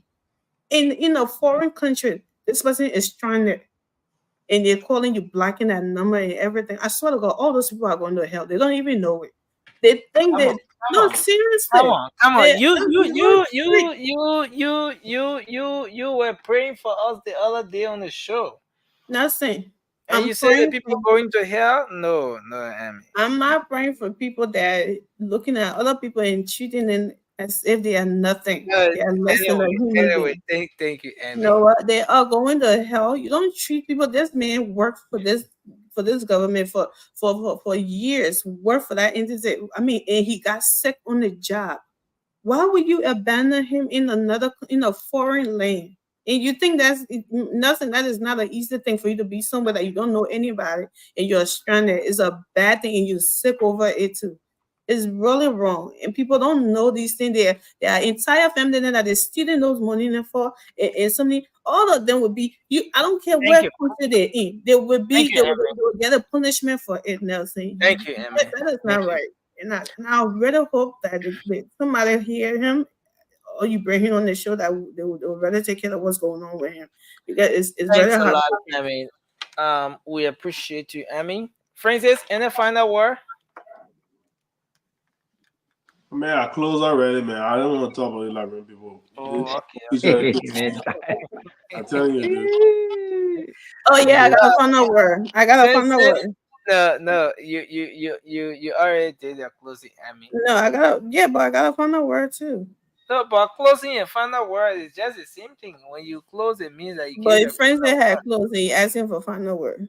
Liberian people, let me tell you something. We come here all the time talking about asking for help. These people come to you, they pay you $25, $50, you vote for them, they treat you like a piece of crap. And then when you read it, international community, you think that you're the only country on the planet of the earth that the international community is just supposed to be paying attention to your one. You gotta uplift yourself. You gotta save yourself from these evil people. Then thank you. You gotta save yourself and stop letting these people then use you Yeah, up there. Yeah, we. Thank you, Emily. We want to say thanks to everyone tonight for being here. Francis, I want to say thank you for being here tonight. Officer Johnson, Hans Johnson, thanks for being here tonight. You're welcome. Mr. Jeddah Cindy, we appreciate you. Our brother Vakabinet Touré was here. He had a lot to make it. And fasting. Many thanks to Moba Zokia. Moba is in Liberia, but his internet. You know, when I tell him the man about something in Liberia, he can't believe it. It's good. The man here. The man tried coming to me at the Capitol building today. The man lost his way. He went to Supreme Court, Temple of Justice. I know we're talking in Liberia.